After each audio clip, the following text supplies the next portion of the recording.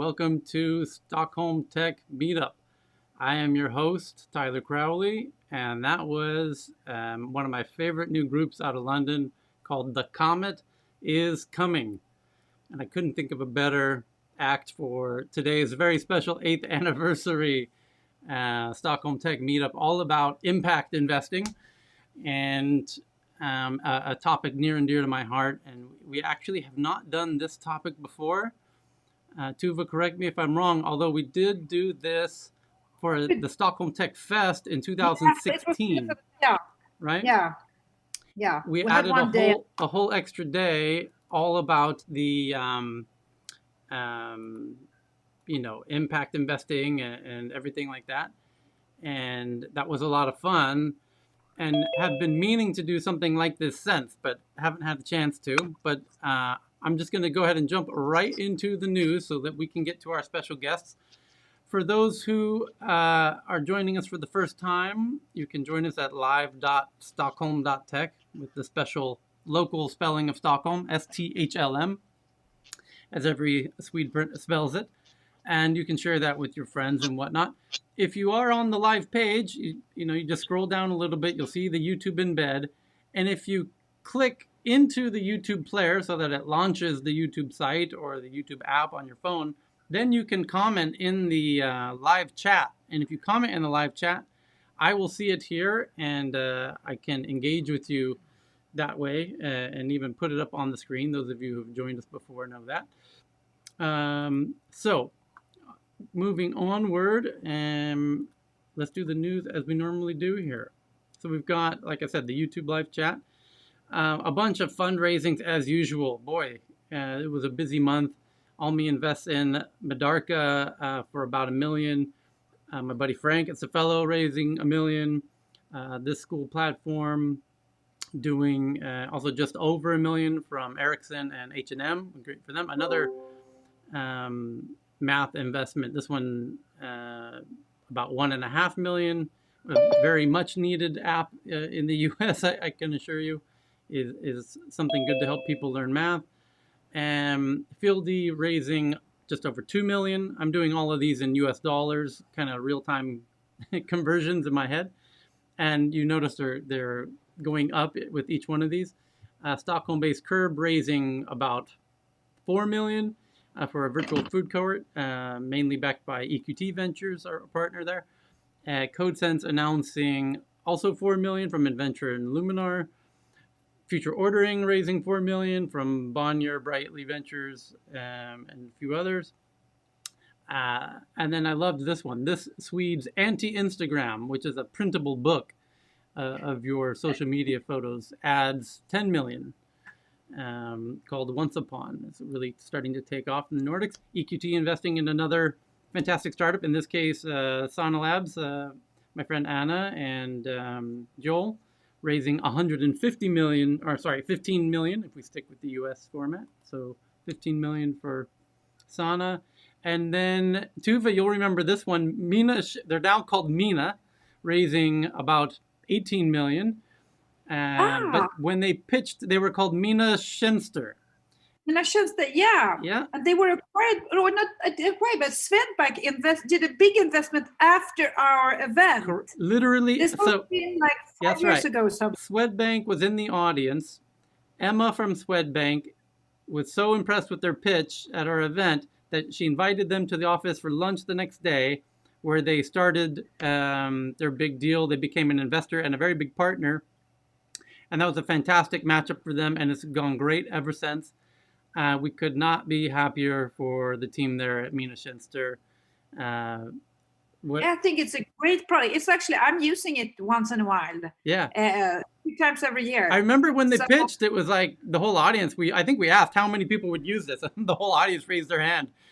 Yeah. So basically, for you who don't know what it is, it's basically an app that you can see all your subscriptions and you can close them, or you can switch to a better deal. Right. So for example, I realized that I had paid for Sats for my daughter for 5 years, and she's been there once. Yeah. So I mean, it's you have a lot of things that you tend to forget that Sure. It's a dashboard with on and off switches for each of your subscriptions. Yeah. And they can look based on you just connect your inbox, and they can see all the subscriptions you have, and they make a dashboard for you, and they make it super simple. And then it's in a ways it's really clever because you start to see a lot of other subscriptions that based on what you've subscribed to, here's some other ones that you might want to turn on. Which it makes it very easy to subscribe to new things as well, which is the genius part of the platform. Yeah. It saves you money and it costs you money. Yeah. It's brilliant. Congrats to them. It's a wonderful thing. Lub Foods raises $25 million from Khosla Ventures, which is fantastic. Khosla is one of the best investors in the entire world. As far as I know, this is their first investment in a Swedish startup. And it's great to have them doing their first one. For those who don't know Lub Foods, they are the company name behind the Nix bars, like the sugar-free Kex bars that are exploding. And I first got familiar with this from the Golspong Invest brothers, who I think were the first investors in this, and they're just doing an incredible job with that. And awesome that they got Khosla Ventures to do their new round. And then Budbee scores about 60 million for their last mile delivery, and this also coming from H&M Collab and Kinnevik.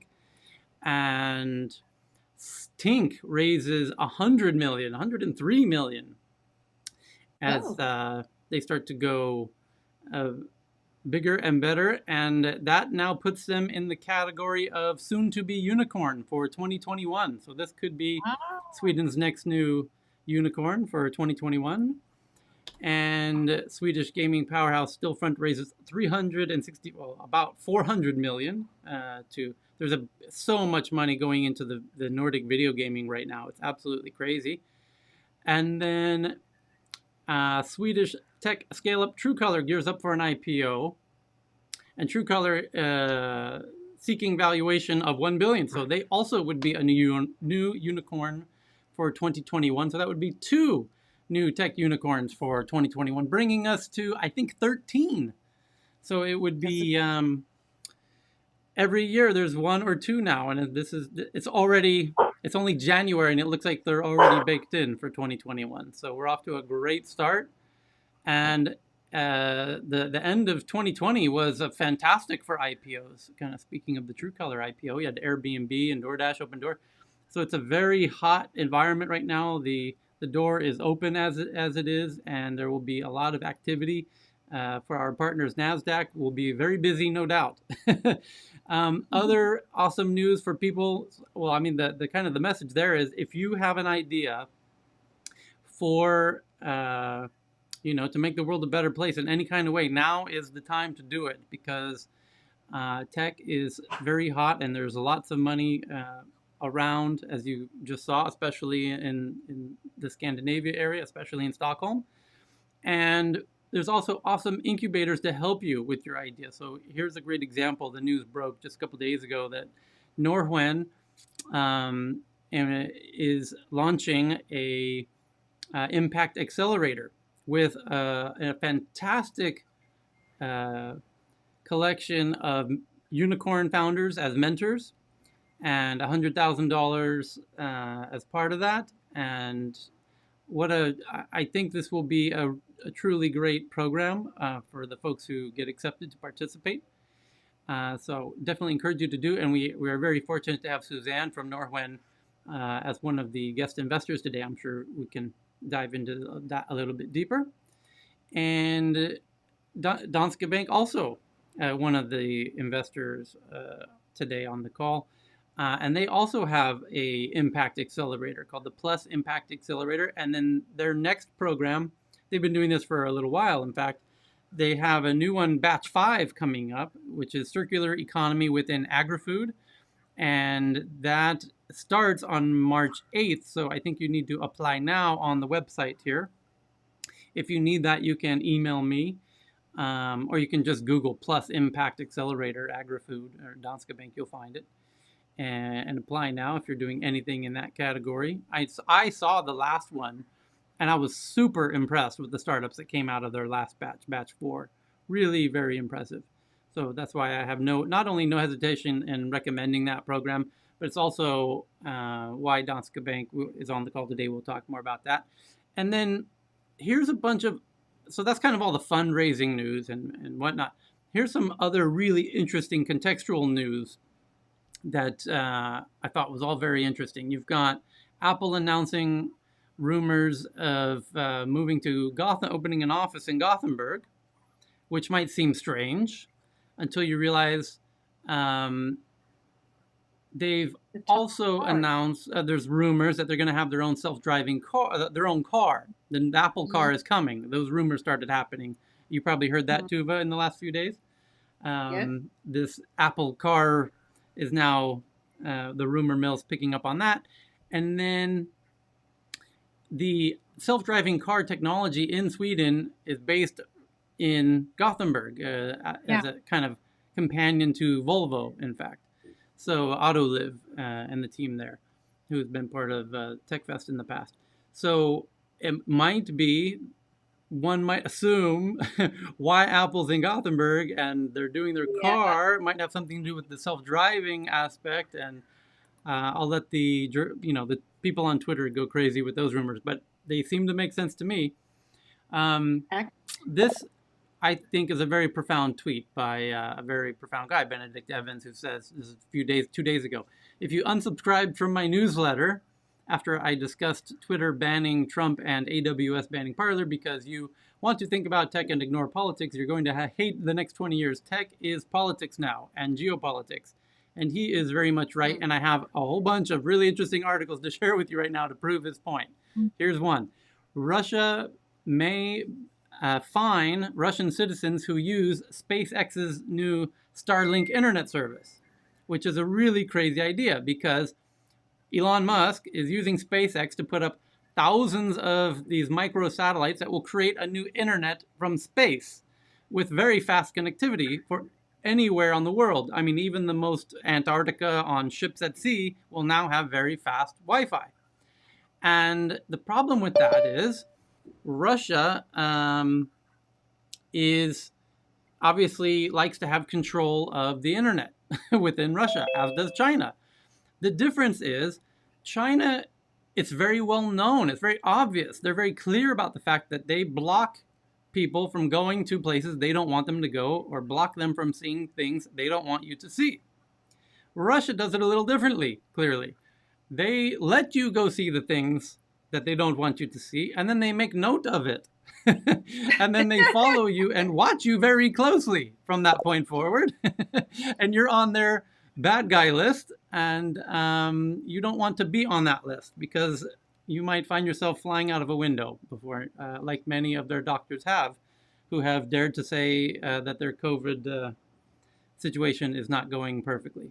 So it will be very interesting to see if people are able to use the satellite internet directly in Russia and get the, kind of circumvent the control mechanisms there. But it gets more interesting than that because OneWeb just raised billions of dollars to compete with SpaceX, as has Amazon has a competing service. So there are now 3 very legitimate satellite internets being built simultaneously. Sorry, I don't want to interrupt, but I'm about to drop. What's going on here? Am I in the wrong call? No, you're in the right call, Mark. We don't have time, and we don't have time. Well, I don't have time. Yeah. I went since 4 a.m. I'm tired. Yeah, it's midnight here in What's Thailand. Happening? Is there an agenda? Is there a hello? You're getting on and on and on, and it's interesting to listen to you in a normal situation, but I'm tired.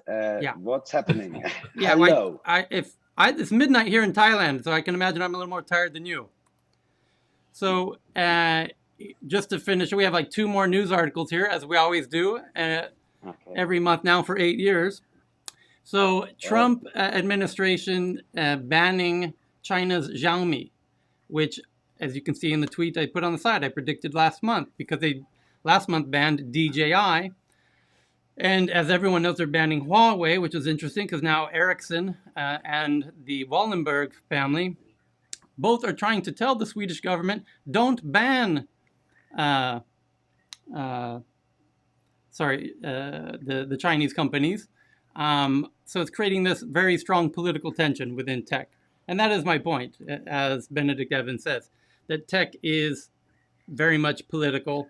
And it's what Americans are saying, as this New York Times article just said 2 days ago, that people are leaving San Francisco in part due to politics.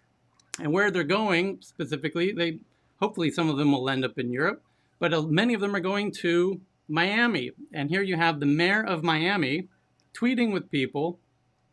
As one person says here, okay, guys, hear me out. What if we move Silicon Valley to Miami? And the mayor says, you know, how can I help? And it's my job. And then someone says, I'm thinking of moving there. And the mayor's saying, DM me. And he's done quite an impressive job of getting several notable Silicon Valley investors and entrepreneurs to move to Miami already. But it seems to be between Miami and Austin. And then lastly, this is the last news article for this month, the insurgency at the Capitol had obviously a lot of people that everyone's been seeing all over the news. Many of them had weapons, and there is technology that can track in photos that people have weapons and their face and their facial recognition. And the big question is, as this person says very astutely, the technology is necessary to link the facial recognition and firearm detection and crowd control already exists. The question is how we want to integrate them, because once we do, there's no going back. So that is kind of the doorstep of 2021. One last little good news before we get into our guests here. Also out of the OpenAI, created this very ingenious and practically scary technology now, where you simply put in a text snippet and it will generate the images around that text image. So in the second one here, the chair in the shape of an avocado, it will instantly create images that don't exist of chairs in the shape of an avocado, or a storefront that has the word OpenAI written on it, and it will create that automatically. I can assure you by this time next year, it will be creating videos based on text snippets. So you could say, show me Joe Biden doing the Macarena, and you will have a video of Joe Biden dancing or even singing the Macarena in video in the next 12 months. So that's a look of the kind of scary dystopian look of where we're at today and where it's going tomorrow. And it's going to be a crazy year, but we couldn't have a better group of partners to do it with. EY, I think everybody knows. EQT Ventures, as I mentioned, funds many of the startups this month and every month that you just saw. 3Drops, which you'll be hearing a lot more about. That's that cool logo up there. Capole, you'll be hearing more about. Danske Bank is on the call today. NASDAQ, you know already. We've talked about IPOs. Visa, of course, you know. Hunt Club is the coolest new service out of California.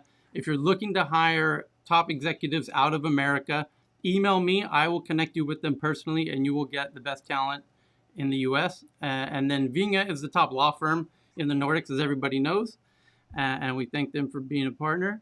So with that, I'm going to turn to our good friend Bjorn. Bjorn, are you there? I am definitely here. Good. And so you reached out to me kind of over New Year's, as we tend to say merry, the happy holidays each year as we do.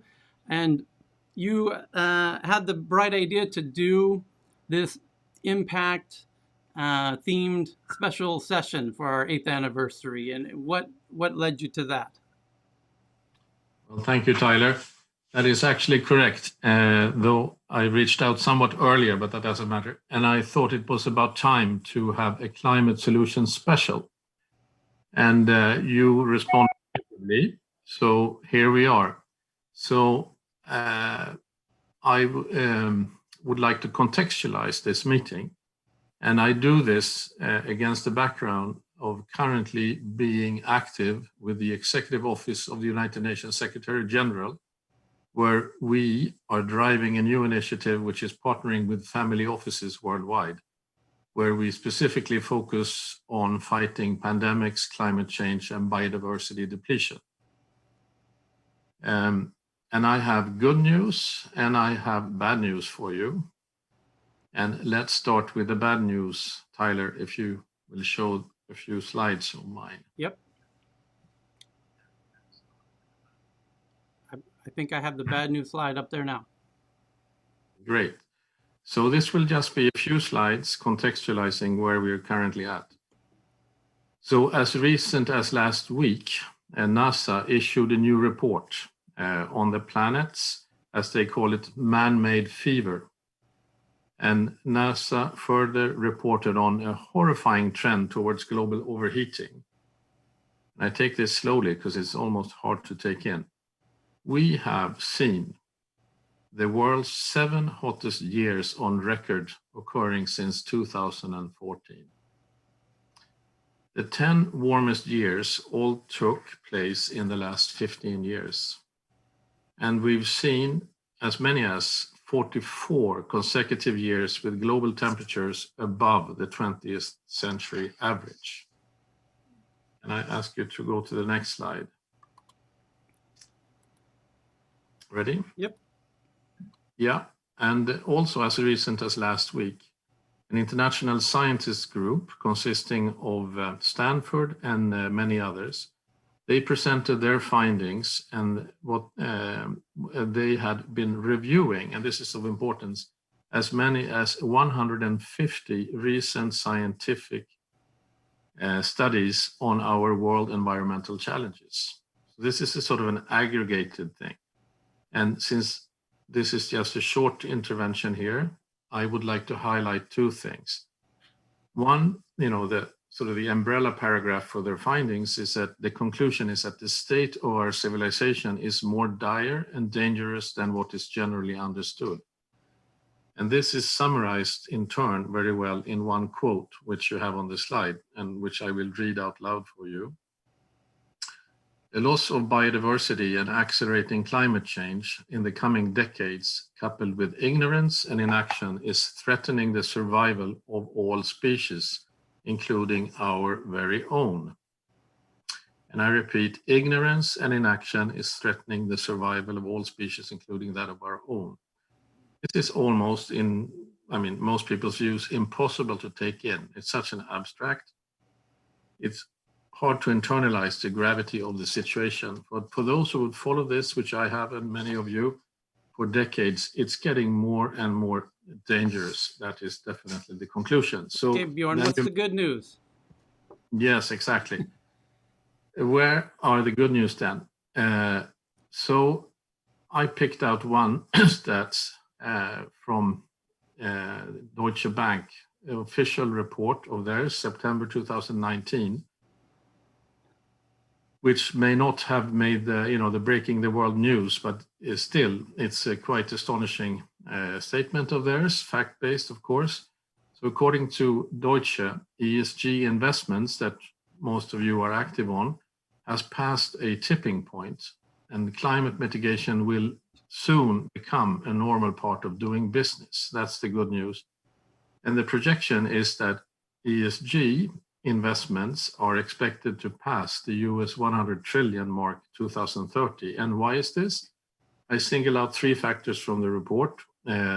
First, that stock market returns, which is empirically evidenced, and customer purchase habits, they favor attention to climate change.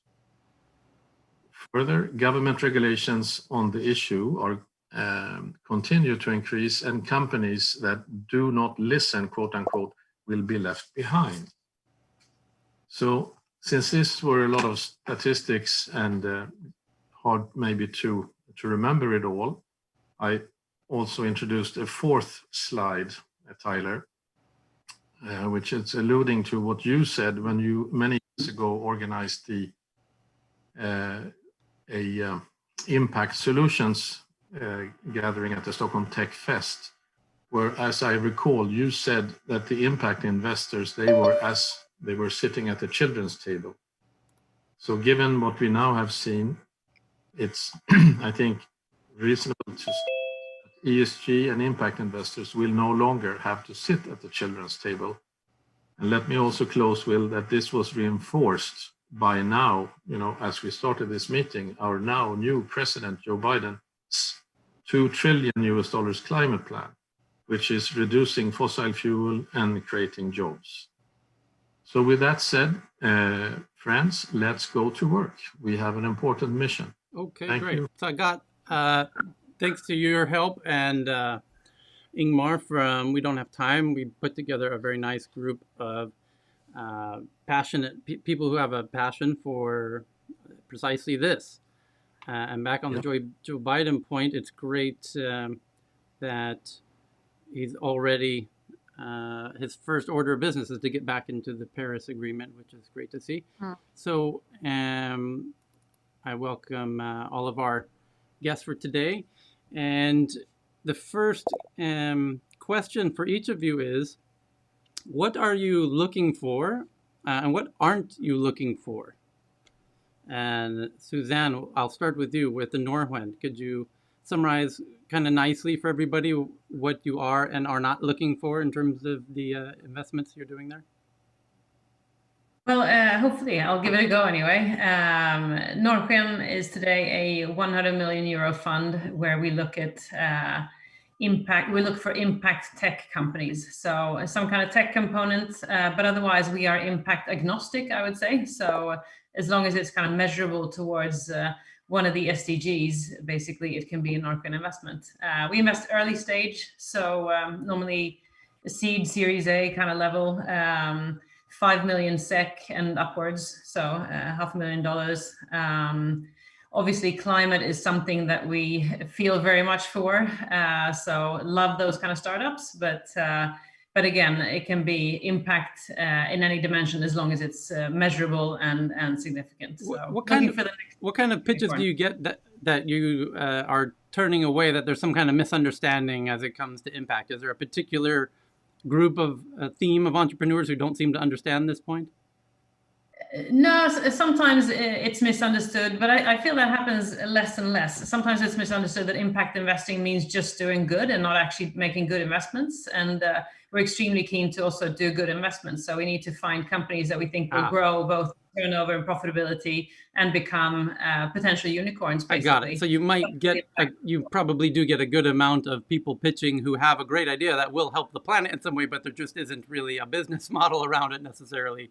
And we used to get a few. I feel that kind of misunderstanding about what impact investing is disappearing more and more as the big money now is moving into impact. But that was it's important that it's a company with a viable and potentially very successful business model that is scalable. So. And how big are your funds? 100 million euros or dollars, whatever, in total. So we have 24 investments now, and plenty of room for more. Right. And Jan, I think most people know you historically from co-founding the EQT, and then you kind of jumped into doing your own Trill. I guess this is purely out of your own feeling of urgency for where things stand today? Well, it's a combination, of course, an urgency, and I think the world needs a completely different perspective, and I think we need to open our eyes to that investing capital privately into good stuff is very, very important. And many people, of course, do good lifestyle choices. They eat plant-based food, they cut out some air traveling, and they park their car and go by train, and they do their recycling. But if you do all those things combined, compared to taking all your pension money and investing it into an ESG-focused fund versus an index fund, the impact of CO2 emission is 25 times on the investment decision burden and all the lifestyle decisions. And of course, the reason for that is that for most Scandinavians, the most biggest asset that they do have is their pension capital. And most people don't really engage in that. So if we steer that into good investing, not only will I believe we will have great financial returns, because I believe sustainability is absolutely necessary and a mega trend. So you will have positive impact and you will have good financial returns on that. But unfortunately, most people are not aware and don't push the pressure on the people managing their pension money. What can you say about, in terms of your sweet spot of what you're looking for? Kind of the same question to Susanna and Norrsken. Well, of course, Norrsken and Susanna, they are doing more venture-like businesses. We are doing more buyout-like businesses. We can buy those businesses. We're also impact agnostic to what we do, so we're pretty broad. But we want to make a difference, and we can buy not only businesses that are in their business model doing obviously good stuff for people and planet and society, but also mainstream companies where we can actually change direction and make a positive impact, because we're in such an enormous hurry that unfortunately even revolutionary deep impact companies will not be enough to save us. We got to get the mainstream companies change focus, and they will have to, and the consumers will lead that revolution, and it will be an enormous business opportunity. And unfortunately, I've lost faith in that politicians or regulators, of course, will take the lead. It'll be consumer driven and be the young generation that be leading it, but it's happening now, and it's an enormous business opportunity. Yeah, well, I think I personally thank you, and I hope more and more people in our tech industry join me, as Marco certainly has. I think it's fantastic. Marco as well with NOAA Advisors didn't start off like Norrsken as an impact driven initiative, but it seems like that's becoming more the case these days. Marco, could you explain? Well, trying to. We have to see. I got first aware of non-financial matter when I got criticized of having too many men on my stage. And I kind of didn't understand the world anymore. I said, hey, hold on, I'm here bringing you the best internet companies of Europe. It's not my problem if they're male or female. But then the Twitter and the Facebook and everyone kind of went very hard at us. And it was a big learning. And it's really started with that, because you kind of start becoming sensitive of things which you haven't been challenged before. Like I grew up in a household where garbage separation was not something I learned. It was kind of, I'm a bit older, I'm 46.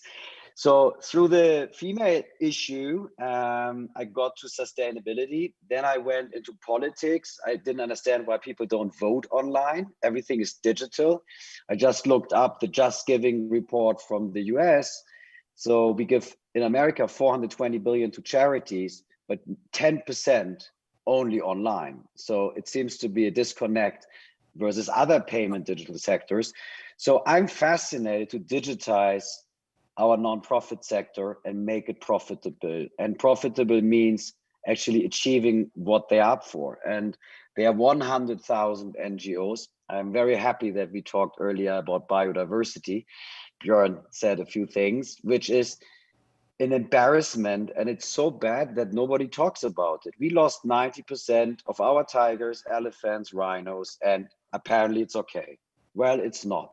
So I started to save the animals in March in COVID, and I noticed that I can't save the animals because the land they reside on is unfortunately run by criminals, mostly politicians in Africa. So then I went to the forest to get the forest safe, and I learned about REDD+.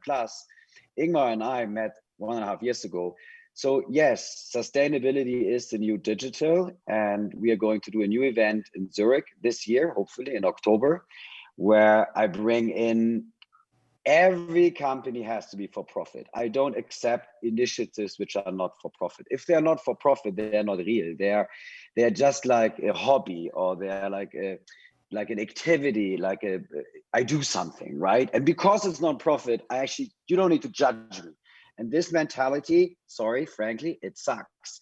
So when 92.5% of the raised capital to save the animals stays in the admin of the operation, and they hire consultants and they travel and they go to conferences, I say, well, that's okay. But at some point we have to say it doesn't work anymore. And forest, the same thing. We chopped off more forests like never before in 2020, and nobody really talks about it. So we need ESG data, which tells us accountability, like who actually decided that we can sell this rainforest where the orangutans live. If we don't have accountability, we don't have behavioral change. So I'm crawling the web. I have 500 data sources, and I give a lot of stuff to Ingmar. One project, one of my favorites, we're crawling Amazon, and we know the plastic sales by SKU. And these are 500 million SKUs. So then we aggregate it up to brands, retailers, manufacturers, and we have a Chrome extension, which we are launching. So before you click, you actually get detailed supply chain information, you know actually what real cost the product you're about to purchase has to the world. And I don't like initiatives because there are too many. Björn, you mentioned about your initiative. You didn't even tell us the name of the family office. Is there a name? Can we research it? Because every philanthrope, every government comes up with their own new things. And the really shameful fact is that most people don't like to talk. I try to dial into every call I get invited to, even if I'm sometimes a little rude, because we don't have time. And I'm just telling you one thing. We need a platform, and we don't have time. For climate change is the platform to back. And all my efforts on that environment and climate KPI, it's KPIs. We have to collect KPIs. We'll go to Ingmar of We Don't Have Time. Thank you very much for inviting me. Yeah, we'll get to Ingmar in a bit.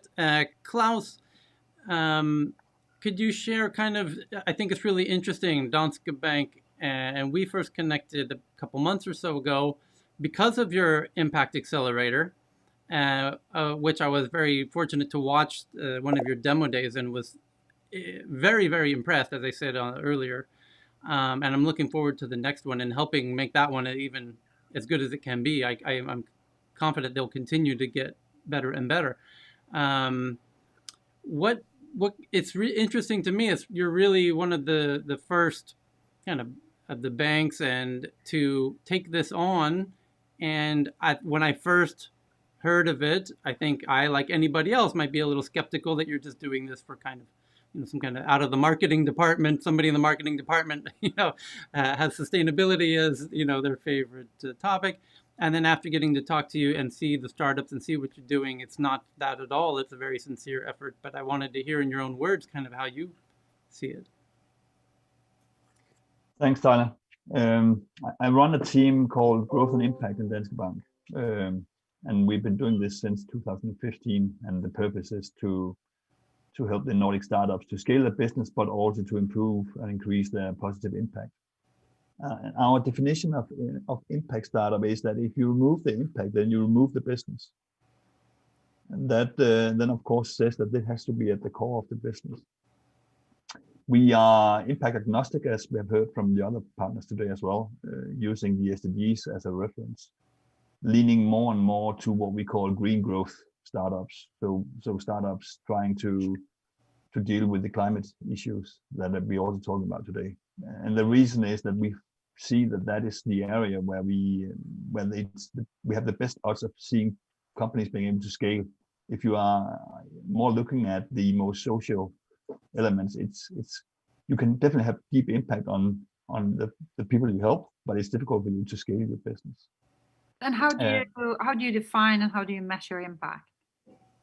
So this is back, I guess, to the theory of change. So you can do a lot of actions and then you have some outputs and then long-term impact. I guess the impact we are talking about here is eventually at some point of time, I would hope that more and more people would be having access to schools, for example, or that we would deal with poverty. But the type of outputs that we can help startups with is of course not to immediately go into bringing people into schools or something like that. Just two inputs for the further discussions. We do have a platform called plusimpact.io. I believe that is the biggest index in the Nordics of impact startups. So go and have a look. Cool. I'm going to circle back around through the investors again, and I would like to know what is the best advice that you have for startups today in 2021 who might be pitching you, given that we have 3 startups who are going to be pitching you shortly, but we'll go back to Susanna. Best advice, I don't know. Personally, I feel that the climate issue obviously is very urgent. And I think if you have a business that is focused on taking out CO2 of the value chains of traditional companies as well, I agree with what Jan was saying, that we don't only need startups to do the right thing, we need the big companies to do that as well. But I think there's a huge opportunity out there now for startups helping the bigger companies to take out CO2 out of the value chains. So if you have a startup in that space, I think that's super interesting. And or if you have an idea, just kind of go for it, because I think this will happen now. The big money is moving into impact, so you have a huge opportunity to raise, even if you need significant capital to deliver on your idea. I think this is actually the time to do it. And if you're on the idea stage, I guess I would like to advertise Norrsken's new accelerator that we launched. I'm going to be an advisor in it myself, and I think there's some amazing people tied to the program, unicorn founders like you mentioned, Tyler. Yeah. I have to say that might be the best gathering of mentors I've seen of any. I'm even counting Y Combinator and the best, programs in Silicon Valley. Like, you've truly done a fantastic job with this.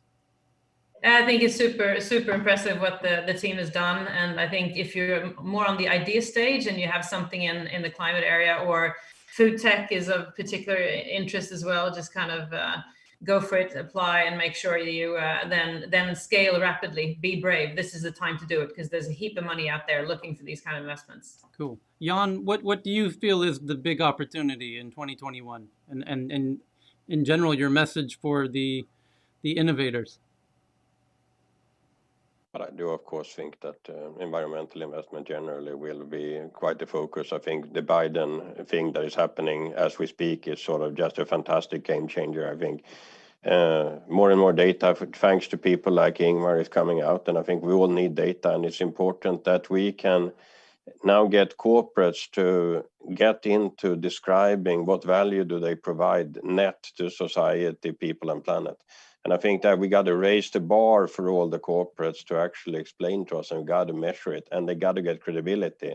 And I think here we can use tech, like Ingmar says, that we are all consumers, and we can actually rate the corporates and force them to change and force them to declare how they actually help people and planet. Now, I think that is extremely urgent, and tools like Ingmar's is just incredibly valuable. And that, I think, is the biggest opportunity for this year.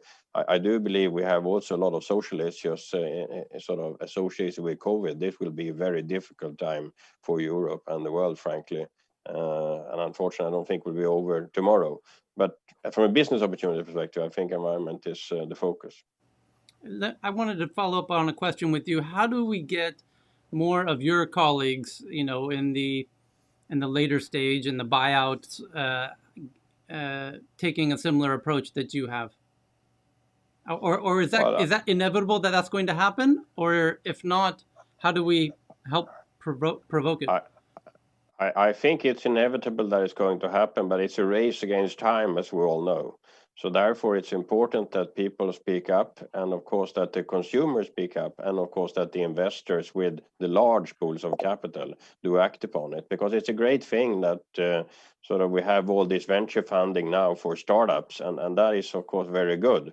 But we gotta get the big global asset allocators to also dive capital into them in size. Otherwise, there's no way to solve the challenges, because with charity or even state money or NGOs, that won't make it.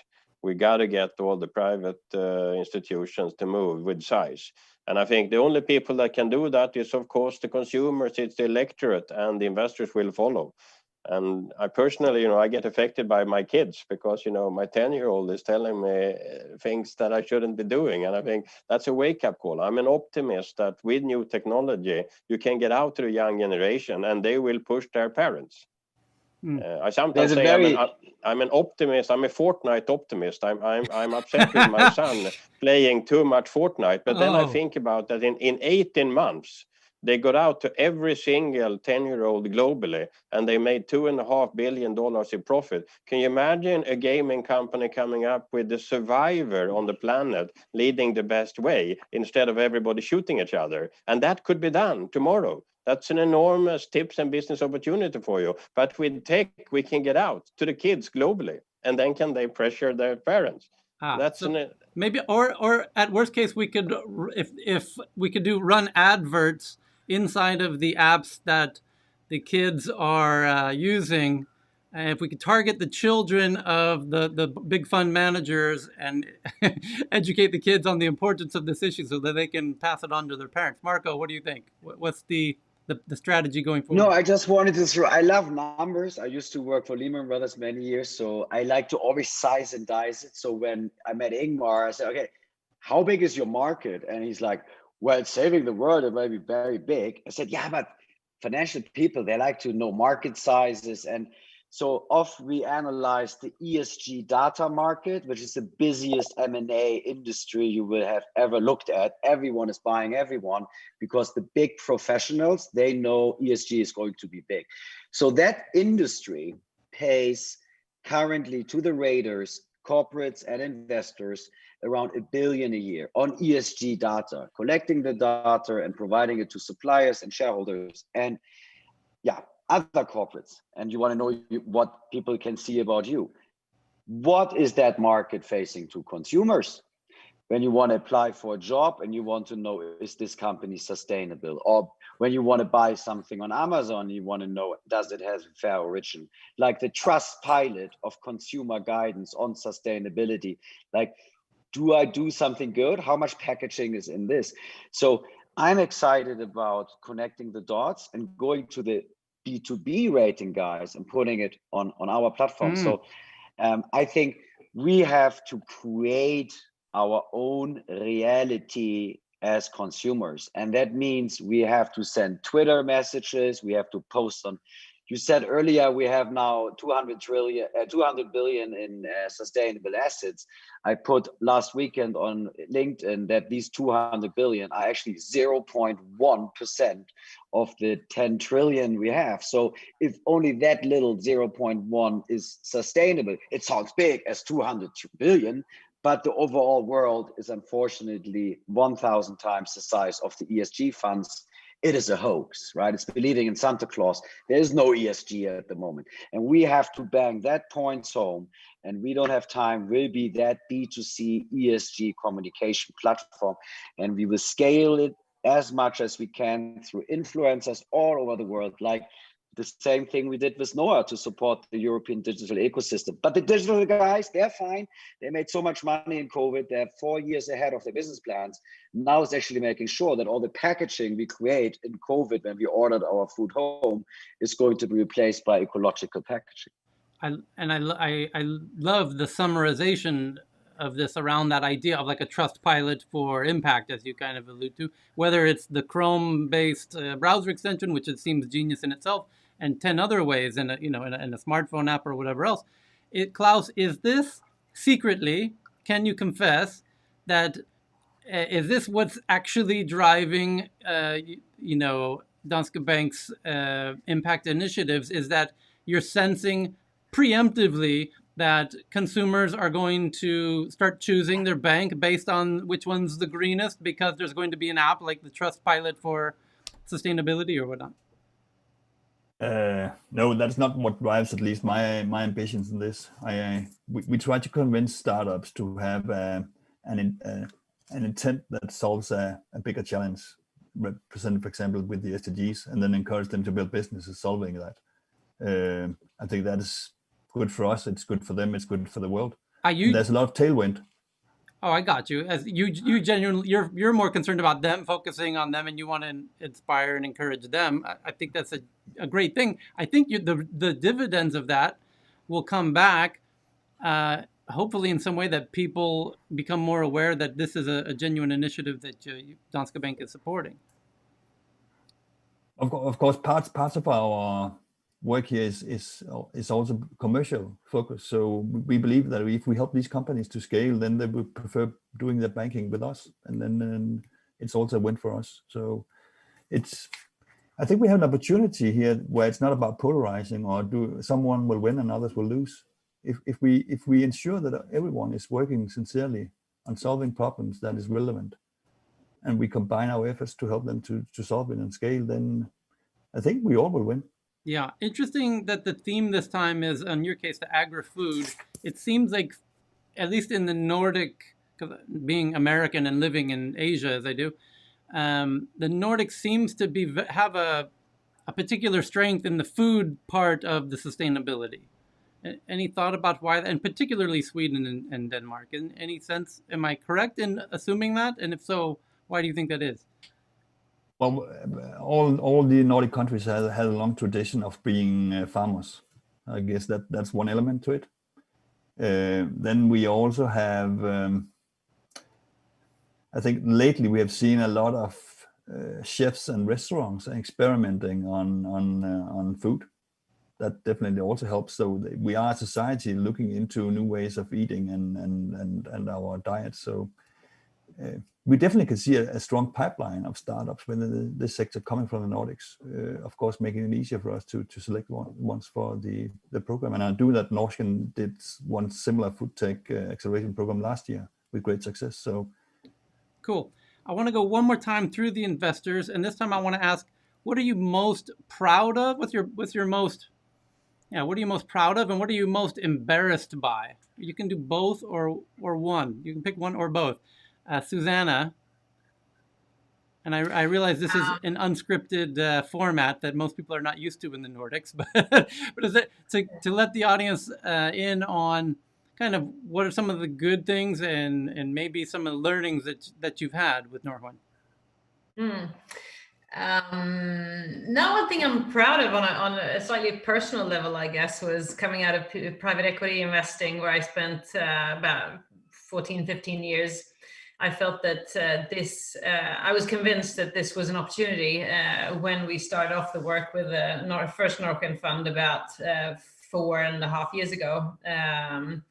So I was convinced that kind of doing good business was the future. And I must say these 4 years have, so far anyway, proven me right. And I certainly believe that profitable and profit-generating companies have to be part of the solution. It's the only way we can do this. So definitely something I'm proud of. And I think, again, in this space is where we'll see some of the most interesting companies come forward. I also, apart from being a senior advisor at Norrsken, I work with Northvolt, for instance, which is a clear example of, I've been working with them for 4 years. And 4 years ago, there were plenty of questions asked whether this was actually the future. Today, there's none of those questions are still there because it's a given that this is the future.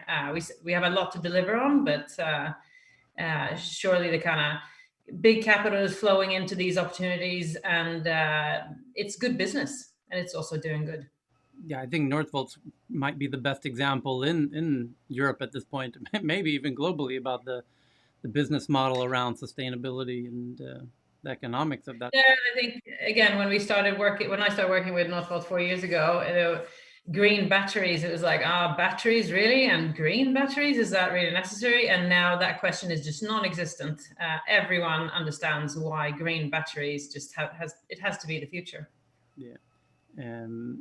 Great. And nothing embarrassing to share? I won't push you on that. Plenty of embarrassing stuff, but I guess that's... Save that for the next time.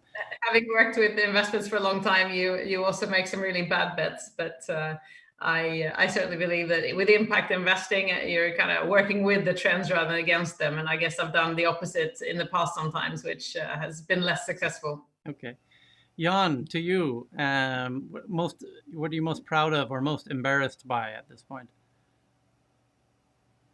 Well, I feel good about the fact that sometimes in life I've taken some relatively brave decisions and I really jumped off ship, sort of. Although I'm a guy that I hate unforced errors in life, and I'm rather analytical, so I don't like to do spontaneous thing. But when I left a multinational company career after 10 years to be part of the team that started EQT back in the days. And now leaving a very, very established platform to start an impact investing organization from scratch, which is perhaps not typical for guys like me. I'm a little bit proud that sometimes I reflected upon life and say, is this what I want? And is this where I can actually contribute most? And then actually completely change path. And that I'm pretty proud of. And of course, I'm a bit embarrassed of that, particularly on this journey, that I didn't realize earlier the biodiversity urgency, and of course the environmental urgency. I think my eyes should have been open much earlier to that issue that I feel ashamed about. That's a great answer on the embarrassing side. Marco, you have thoughts on this one? And by the way, I think you should be very proud of the events that you've put on over the years now, and it's a shame that COVID. Also, I made some bad people richer. Yeah. What is that to be proud of? That might right? come with the territory. So interesting. Noah, the name Noah stands for no assholes here, right? And actually, yesterday I had a big breakdown on one of the longest relationship I ever had in my life with a VC who didn't disclose a competitive investment when my client pitched, so it wasn't a rosy day. No, I'm really tired.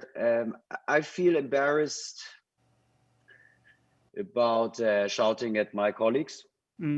I think that's the biggest embarrassment. But then I think it was always very much needed. But I feel embarrassed that I didn't, it's very interesting when you shout at people. It's not that I'm shouting all the time, but 90% actually don't react well, but 10% do react very well. But that's the biggest embarrassment. What am I proud of? Yeah. I'm proud of, exactly. I'm like Jan, that I'm not ignorant, blind, and spoiled enough to not change. And I'm proud enough that I'm not scared to get a no, or that I'm telling Thomas Bubel from AXA, you're fake. Your biodiversity speeches at the United Nations are actually a joke. And when I call your office and I reach out to you to collaborate because you are a NOAA speaker and you don't take the call, I'm not shy like a little schoolboy going home. I will go on and on and on until they give accountability for their actions. Because what's not okay is to accept that the IUCN or the CITES or Interpol are doing their dirty selling the animals game in Africa, and they think for us it's okay. No, it's not. So what we need is like what really drives me, and I'm proud of, is that we are going to get the truth. Like we will find the truth of climate change through KPIs. And if we measure human behavior in good and bad and do it numbers, no judgment, just numbers. You have to do everyone the same way. No like he this and she that. I think then I'm happy, right? And that's what we are working on. And there's a gigantic project here with many people and very excited about that. So I'm proud and happy and ashamed at the same time. But we are all here for a very big task. So sometimes you have to be rude and tough, and at the end, always hug yourself again and make up. That's how you go on. Everybody can be a good person from tomorrow onwards. So even me. I love the point that you're making around once the data is there, it's no longer really an argument because it becomes very crystal clear. In the example that you give, if you have somebody on stage somewhere in the UN or wherever, I mean, we've all seen it many, many times. Some company talking very nicely about, the 220 companies who were in Paris to decide on REDD+, not one of them has financed the REDD+ project. Not one. And why is that? The land registry are not digitized. There's no database knowing who can run a REDD+. It takes 6 years to certify. So the whole infrastructure of actually saving the forest doesn't exist. But the people in the nice suits at these big conventions, they talk about it, then they go home and they feel like important. But nobody's checking the follow through of regulations, not implemented. Right. It's the same with the European Union. It takes 2 years to get from Brussels to implementation, and we don't have that time. Yeah. Do we have still time here to go on, or you're going to the real entrepreneurs? Yeah, now we're going to get to the real entrepreneurs, but I just have to say this is just a really important point. It is up to the entrepreneurs to bring that sort of API, KPI, data-driven stuff, so that the companies who are up on stage singing a good song, we can kind of ignore the song and let's look at the data and see which company is changing the incentives. It's changing the incentive system. Yeah. If we rate ESG data, entrepreneurs will behave differently. I'm working for investing.com, one of my longest and biggest clients. So we are the number one, like 250 million users checking share prices. So I'm trying to get for our stock quotes, also the ESG ratings in there, just to build up the perception, the data, finance and environment, the cost for environment and the financial return have to be linked. It's like a yin yang, and you cannot invest in the palm oil business and then expect that it's fine because you kind of just deployed the world of important CO2 absorption capacity. We have to connect the dots with data. And that's why Ingmar and we clicked so well, because he has exactly the same mentality. So now I didn't really talk about what I'm proud of and just squeezed in some message, but there's so much to talk about. True. Klaus, you get to clean up on this one.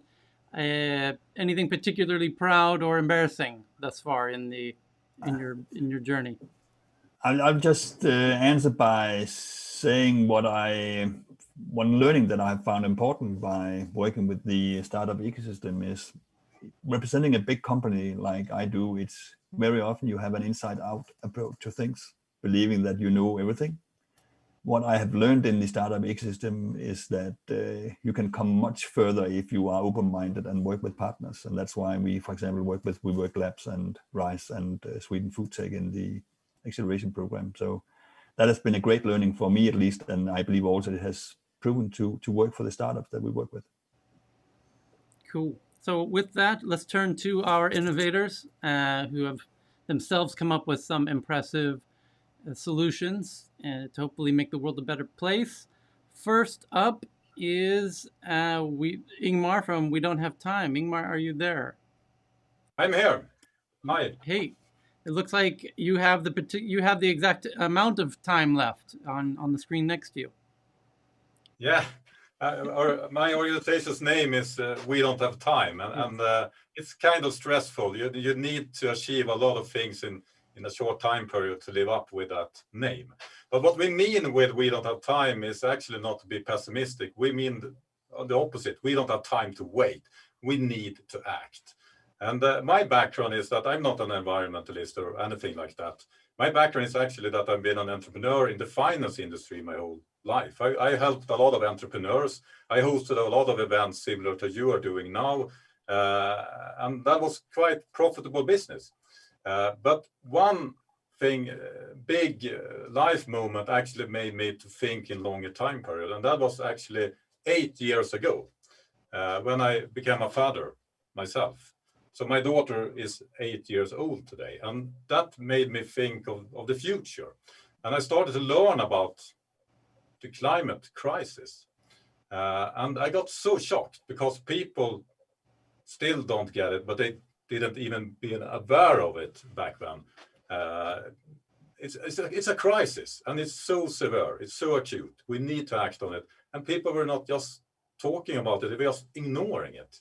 And what was the tipping point that made me to exit my old company and dedicate my career to try to do something for this was actually 4 years ago when Donald Trump became president of the United States.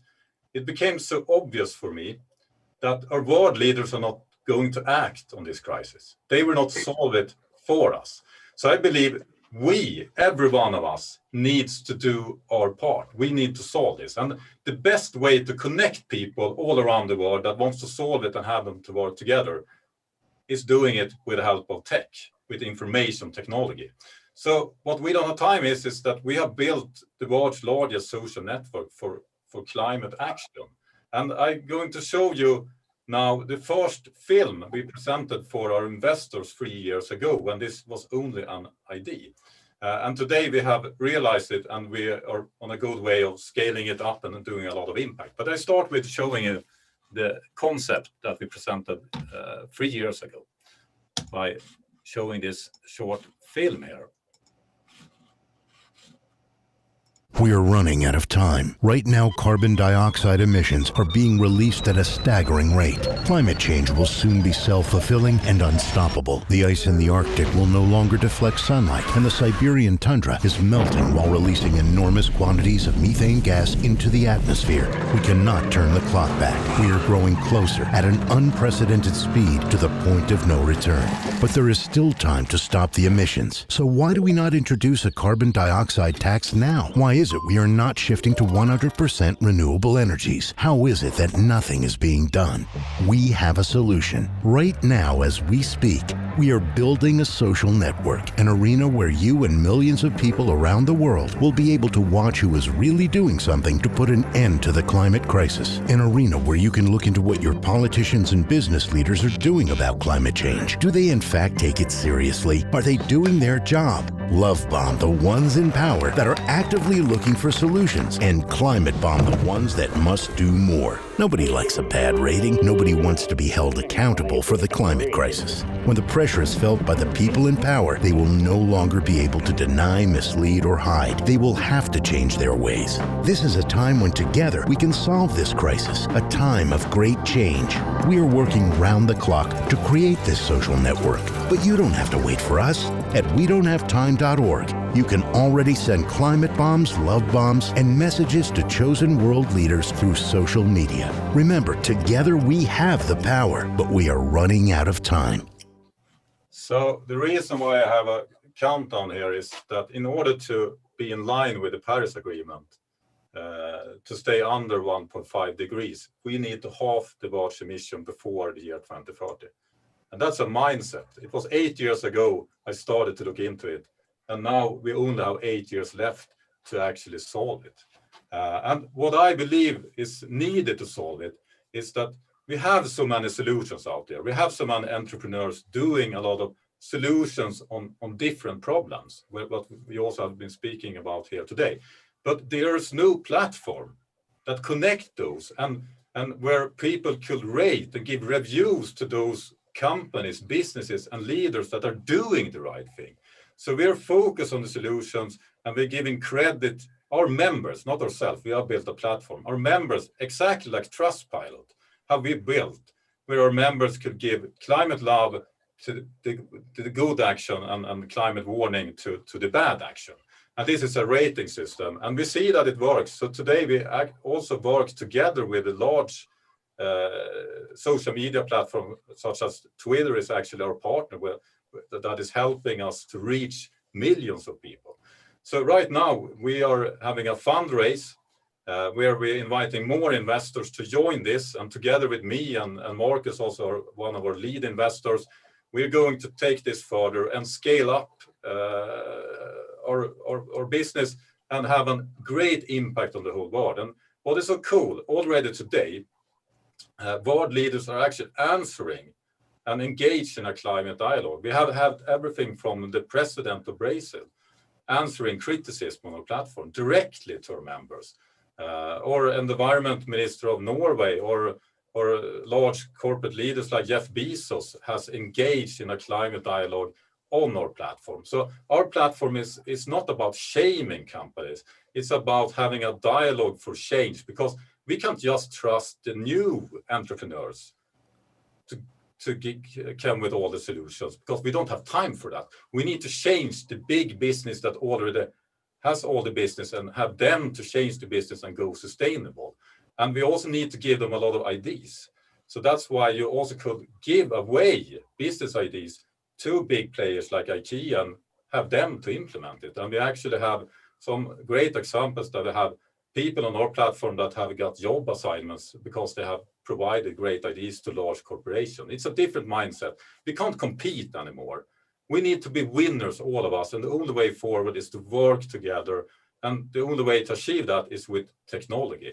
And Tyler, you said something really important here as well, because I often got questions from a lot of investors like, why are you building our own platform? It's cost a lot of money, and it's really difficult to have people to join a new platform. The reason for that is that big tech is politics. I mean, if you're doing something that they don't like, they will just shut you down. And they have already shut us down. YouTube shut down our live stream in the middle of Christiana Figueres, the chairwoman of the Paris Agreement, in the middle of her speech. And Facebook has shut down all our ads the day after we launched our platform. So in order, if you want to change the world, you can't be dependent on someone else with a different agenda. Why do you think you got shut down? I mean, fossil fuel interests, they are really powerful. And I mean, you talked about Russia. Do you know what's powering the Russia economy? Yeah, oil, of course. I've been on Russia state television. They are trolling me, producing false news with my name on prime time, because they don't like that I helped Greta Thunberg. That is just one example. So it's a lot of interest out there that are doing everything they can to make us slow down the change, because they have so much interest in the profitability of it. Can you please just describe the product? I didn't really understand it. So it's like or dislike. Is it basically rating the companies based on people's emotions, or do you have some actual data on? I'm thinking. No. Assumptions of how much a company. I mean, the footprint from a company could differ pretty much from what it actually is. I mean, we have seen several green companies that when you look into the data, actually isn't that green. Yeah, our platform is exactly like TripAdvisor. It's not about if you have a scientific good bed or if the food is nutritious. It's about, do you think it tastes good? Did you have a good night's sleep? Was it a good service? And you can, of course, have an opinion on this. And journalists and analyze firms like eSki Data. But I mean, I think it's good to have a platform for focusing on the environment. And I mean, especially if you can connect people that are working with this to have a platform to discuss. But I don't really see what value will it bring to the world if people are rating it based on. Do you want a board leader or a corporate leader to change behavior and do more for the climate? Yes. Yes. So what you could do on our platform, I'm just showing you here very quickly. For instance, we have a large investor that is doing a lot of great stuff, BlackRock. They are communicating that they are doing a lot of impact investment. But in the reality, they are not acting as good as they're talking. And there's a lot of information out there about that. And what people on our platform are doing is that they give reviews to BlackRock, for instance. And as you can see here, 49% is about they doing something good. And they are doing something good. But on the same thing, they're also doing a lot of bad stuff. And they need to be focused. So this is a platform where you can focus on the good action and on the bad action. And it's not about just giving the rating and reviews. It's also about encouraging the reception to answer the criticism and hopefully change. So it's making everything transparent about how people are on businesses. Is the voting really I mean, have you challenged? Is the voting really the best way of doing it? I'm thinking, yeah. What do you mean? I mean, what you just. Sorry to interrupt, but it looked like what you just showed. It looked like a bit of sort of a LinkedIn, or like you said, like a TripAdvisor but more in tune with accountability around sustainability, both encouraging and accountability. And I guess there's, and that's great for the corporate side. I'm wondering, is there also something related to the solutions and highlighting good solutions and maybe even connecting good solutions with the people who need to connect with them?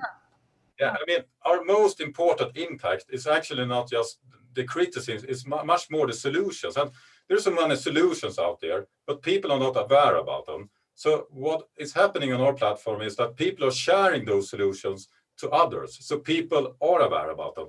And we have a great examples where we are sharing everything from policies like Norway. They have been incredibly successful of having policies for electric cars. Over 50% of the electric cars today are sold in Norway. That's because they have these clever rules about how they have set everything up. And other world leaders are not aware about that. So our platform helps to share that successful solutions. Well, what's the likelihood of sharing the solutions so we will influence everyone to take action? Because if 1,000 companies do everything right, I mean, it's great that we have impact investors that are investing in the companies that are doing the right stuff. But if only they are doing it, we will not survive. We will not make it. We must have everyone going for the action. And the only way of doing that is to share the solution and influence the world and have others to follow. Your action doesn't count if you can't have others to follow. That is true with your individual actions, but it's also true if you're a company. If you're like IKEA, for instance, you have 1 billion customers. the most important action IKEA could do is actually to talk with their customers, because that will influence the world to act on the climate crisis. But IKEA can't talk with their customers if they don't walk the talk. So everyone needs to walk the talk and influence the world to take action. And there is almost no one in this space taking a holistic approach on the climate crisis. Everyone is just focusing on like food. We need to have low emission food, like plant-based food. That's great. We need to have electric cars. We need to have battery energy storage. Also great.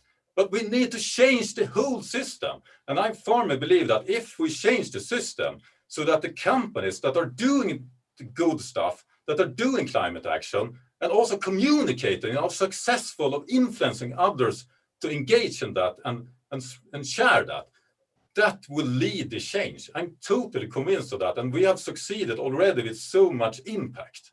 I mean, I'm really proud. Tyler asked the investors what they are proud of. And I'm really proud that I don't need to talk about the problem anymore. People are aware about the problem. And our network has played a crucial role in sharing that awareness. Because when people work together on a global level, and if you connect the right people, exactly as Tyler is doing here in the investment space, we are doing the same in the climate space. That has a great impact, and that is a driver for change. And ladies and gentlemen, we don't have time. We need to act. We will fail if we are too slow. It's so many great people here doing great stuff, but I'm sorry to say, we are failing. We are doing it too slow. Last year, we had emission cuts of 7% globally because of Corona. People are staying at home. But guess what? The carbon dioxide level increase in the atmosphere is actually exactly the same level as the year before, because we are cutting down the forest, so the nature are not absorbing the carbon as much. So we need to do so much more. And I firmly believe that the only way forward is not to focus on only the reduction. We need to focus on the action, what to do now. So are you focused on getting more solutions into your platform, or more corporates, or both? Or what is your main focus at this point? So our revenue stream, we're not selling an ads or anything. We work with businesses, everything from large multinational corporations that use our platform to engage their stakeholders in a climate dialogue. And we also work with startups. And we also connect those with it.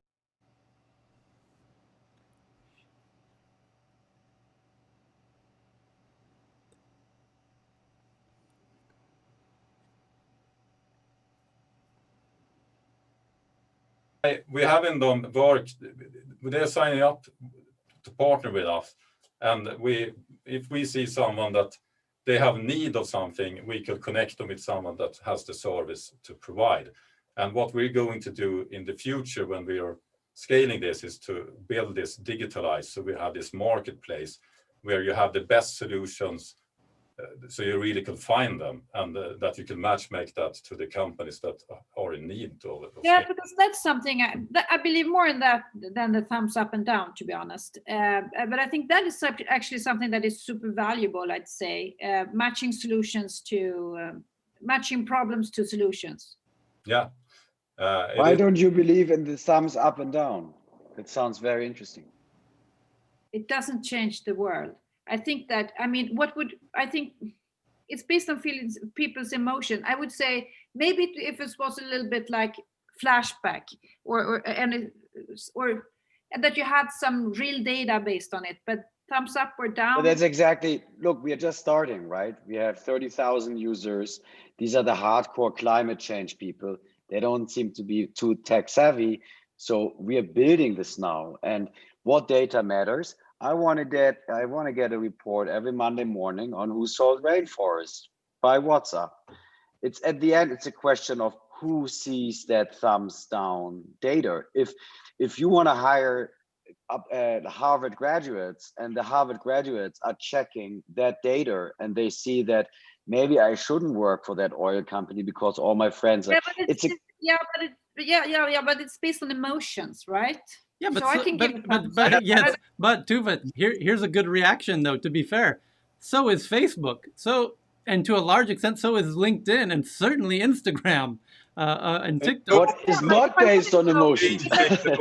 Yeah, but that's their business case is based on emotion, and they're making money on emotions. I mean, if we're going to change the world, of course we're going to use emotions to have people changing the world. But I would much rather see the matching service, and I would much rather see, having some kind of grade based on actual numbers. I mean, seeing that, hey, okay, BlackRock. So we get the emissions data. Do you know, Tuva, you know that there's actually very, very, very few standardized sources where you get emissions data. You get a lot of data by country, but if you have a company name, how much emissions they have from a third party, there's only one source, IHS market. So alone, let me just finish. Alone getting this data to consumers. I get your point. You don't have to finish. I get your point. But I also know, as a former hacker, I know that it's very easy to put up a little machine that is giving my company a thumbs up. I mean, it's. Let me answer. Actually, I some way agree with you, but you haven't understood our system. Our system is not about saying that you're great, you're an idiot. It's about this action you do, this solution you have. If IKEA is launching a solution, our members are sharing about that solutions. If IKEA is doing something bad, they are talking about that specific subject. So it's not about telling people that you're good, you're bad. It's about identify solutions and problem, share that, discuss that, and make it transparent. So I think you misunderstood the system a little bit. It's not the same system as TripAdvisor. You give 1 star is bad service, 5 stars is good service. It's more complicated than that, because sustainability is not as simple as a thumb down or a thumb up. Yeah. So you're right, but we have actually thought about that, and this is a really short time period to explain all in detail. Yeah. But please sign up and test it for yourself. But I will also say that what we are in process of doing now is actually to connect all the other data about emission data, about ESG data, the analyzed form, and put up that on the same profile page so that you could compare. Are the people views on this company, and this is actually the data. So you have both. You must have the facts and the feelings. The reason why we have failed in climate is not that we don't have the facts. We have had it for 40 years. It is that the scientists, people, are really bad at communicating. They are terrible of communicating, and they're also terrible with using technology. We are awesome of communicating and awesome of using technology, and it works. But emotion is always better when facts in order to influence people. But we need to have fact-based emotions. Yeah. And that's very important. And a big difference between our platform and other social network is that on our platform, the conversation is not about if we have a climate crisis or not. It is about how to solve it. Yeah. And that's really big difference. We don't have time for the other debate because that is not fact-based. On a closing point, I really liked Marco's last point about if you could make it much more concrete and clear to people who are looking to go work at a new company, students coming out of school, ranking companies so that they can find companies like Northvolt, which certainly deserves to have many more. I mean, they do have a lot of people applying, but I think they could they'll never have enough at this point. But even that alone would be a really beautiful function and feature within the network, because there's many features and functions. The way we want it to work, and it's already doing it. Yeah, but I mean, that is one of dozens of potentially good outcomes that will be happening regularly, as Facebook has hundreds of positive outcomes and whatnot. We could go on for hours, obviously, which is the sign all the time. Yeah, I think that is the sign of a really intriguing and beautiful project. Most of the wildly successful projects start in a similar fashion, where they cause a lot of debate and even controversy at times. So kudos on that. Maybe point. Ingmar, you can send the presentation. We have a very detailed presentation explaining. People that we're just at the beginning, you know. So. people that want more information about this, because we have so much to say and we have so little time and we need to be polite with all the other guests, contact me on LinkedIn, Ingmar Rensog, or mail us at info@wedon'thavetime.org, and we will send you the deck and everything. And this is a great opportunity to actually change the world with your money. And we're going to have so much adventure together, and we need to do this because we don't have time. Very cool. Tyler, can I just say something? No, you're pitching next, right? I know. I just want to say something that complements what Ingmar just said. Okay. So, because We Don't Have Time is just a fantastic platform. We did a small webinar together a couple of months ago about the future of travel and how we can turn it more green. I had anticipated 100, maybe 150 viewers. We had 16,000. Nice. They have created a platform where it's based on science and people are not shouting at each other.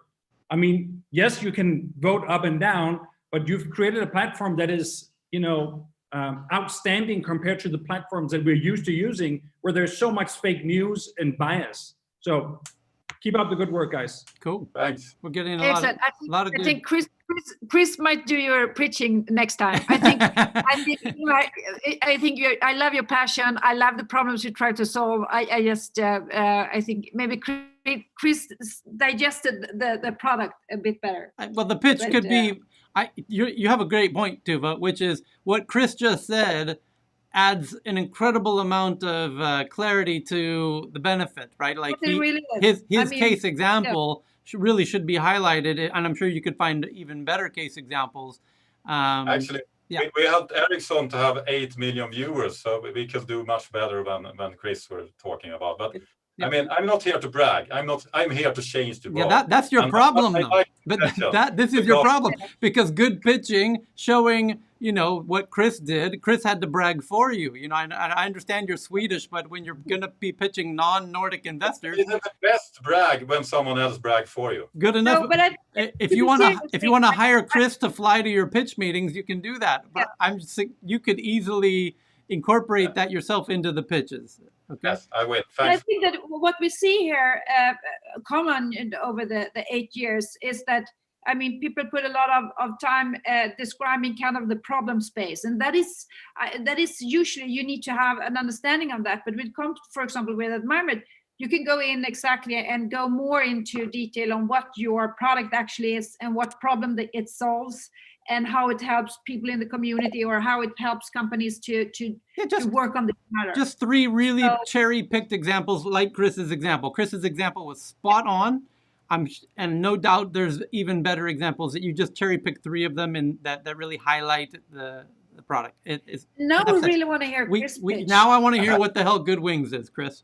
Allow me to give you one more example, Ingmar, and you jump in here. Oh, no. Sono Motors is launching an electric vehicle with a very environmentally focused approach. Perfect. And we don't have time to match your community, our community, to promote our product. I see so much overlap of our target groups, and I feel like it wouldn't be bad marketing. It would be great, because people who use We Don't Have Time are looking for impact products. And so, just to be the second behind Chris. Yeah. Ingmar, 2 thumbs up. Thanks. I need to improve my pitch, but it's really hard to explain all of what we do in a short time period. Good products are and like you live with the product, is it? Yeah. But that's your challenge that you got to figure out. Check. There's no platform doing what We Don't Have Time is doing, and I guess we all agree in one thing: we may want to have a climate change consumer-facing effort, and I'm not. But I think that the problem was that the product wasn't really described how it actually was, and when I realized what Chris and Torsten said, it makes more clear. It makes more sense. I felt like it was only kind of a tool giving thumbs up or thumbs down to different companies or people. That won't change the world, but now I get that it was actually more. I've heard Twitter founder pitch Twitter. No one understands those new platforms before they have scaled. So if you're doing something no one had done before, correct, it's super hard to explain it in a short time. Correct. Twitter was often, the earliest conversations around Twitter were very much like this. I can assure you, I was there for them. So they are a partner. Yeah. And it's not a coincidence, I could say. They contacted us, not the other way around. Cool. I've had a conversation with the Fish Brain, Johan, who's a dear friend since before. Oh, Fish Brain. So my point is that the niche social networks around particular audiences are the future, because the catch-it-all with Facebook is no longer the case. Going for a social network that dives deep into particular verticals, Yes. like social impact, like environmental, is the future, and that's what he and I were just. He knew that before everybody. He was in the right place at the right time, and now. But Tyler, I just on Fish Brain, it's so interesting you mentioned them, because I said to Ingmar, in order to prove the Tuvas of the world wrong, we just have to show the other social network verticals. And here we have this list: Fish Brain, ResearchGate, artists, teachers, designers. There's a whole bunch of lots of different vertical social networks who all serves different user groups. You even have Wind Guru for surfers. So we sent this presentation out to you guys, so you find a little bit more. I assure you that I'm not Pitch, new to will not take all the time here, I think. Okay. Yeah. It's you're in the. I just wish this. I think the only regret is this. Wish this would have started, 4 or 5 years ago. That's the only regret. So anyway. We did start 3 years ago, so we were ahead of everyone else in this field, and that is a big advantage, I would say. Good wings. Your time starts. No, it's next, I think. Good wings. Yes. Your time starts now. Thank you. Thank you, Tyler, for the opportunity, and hi everyone. So basically, I have a presentation that I'm going to share on the screen in a minute, but let me just start with my personal story. I've worked in sustainability for the last 20 years. I have a master's in philosophy and business, and I basically started at that time to gain interest in what is the role of the business in society, and have grown with that from human rights to anti-corruption to CSR to then sustainability, and now impact and climate. That is the hot new topic. Have grown a few businesses in that, successfully sold one, and then I started Good Wings 5 years ago. So 5 years ago, I looked at an industry that was growing double digits, online travel, and I realized how little responsibility the big players were taking. And when I looked into their books, because their annual reports were publicly available, you could see that they were not, in reality, they were not travel companies. They were marketing engines. Take a company like Expedia or Priceline, who owns Booking.com, and all these guys, they control the travel space today. 70% of airline tickets and hotels are being booked on online platforms who don't own the inventory. They're basically just the middleman, the intermediary. So what they use all their money for, the revenues, is advertising. I learned that if you accumulate it, they spend $40 billion on advertising, primarily Google, TV, and so on. So having been in Impact for, at that time, 15 years, I knew that we didn't lack ideas, we didn't lack science. What we lack is money. Especially having worked with the Millennium Goals from 2000, and in 2015, we saw the SDGs replacing the Millennium Goals. And everyone like me who's worked professionally with this knew that it was very good. We now have a new vocabulary. We have a framework, the 17 global goals, but we are definitely gonna miss the funding that comes with the goals, with the goal setting. And rightfully, last year, it was estimated that only 45% of the funding needed to deliver on the goals were put on the table. So we're failing on the funding. So basically, what we want to do with Good Wings is we want to look at this industry in a new perspective. We want to try to cut down on advertising by going to market through partnerships and alternative ways and refunnel that money to climate. All right, so let me just share with you what and how we do it.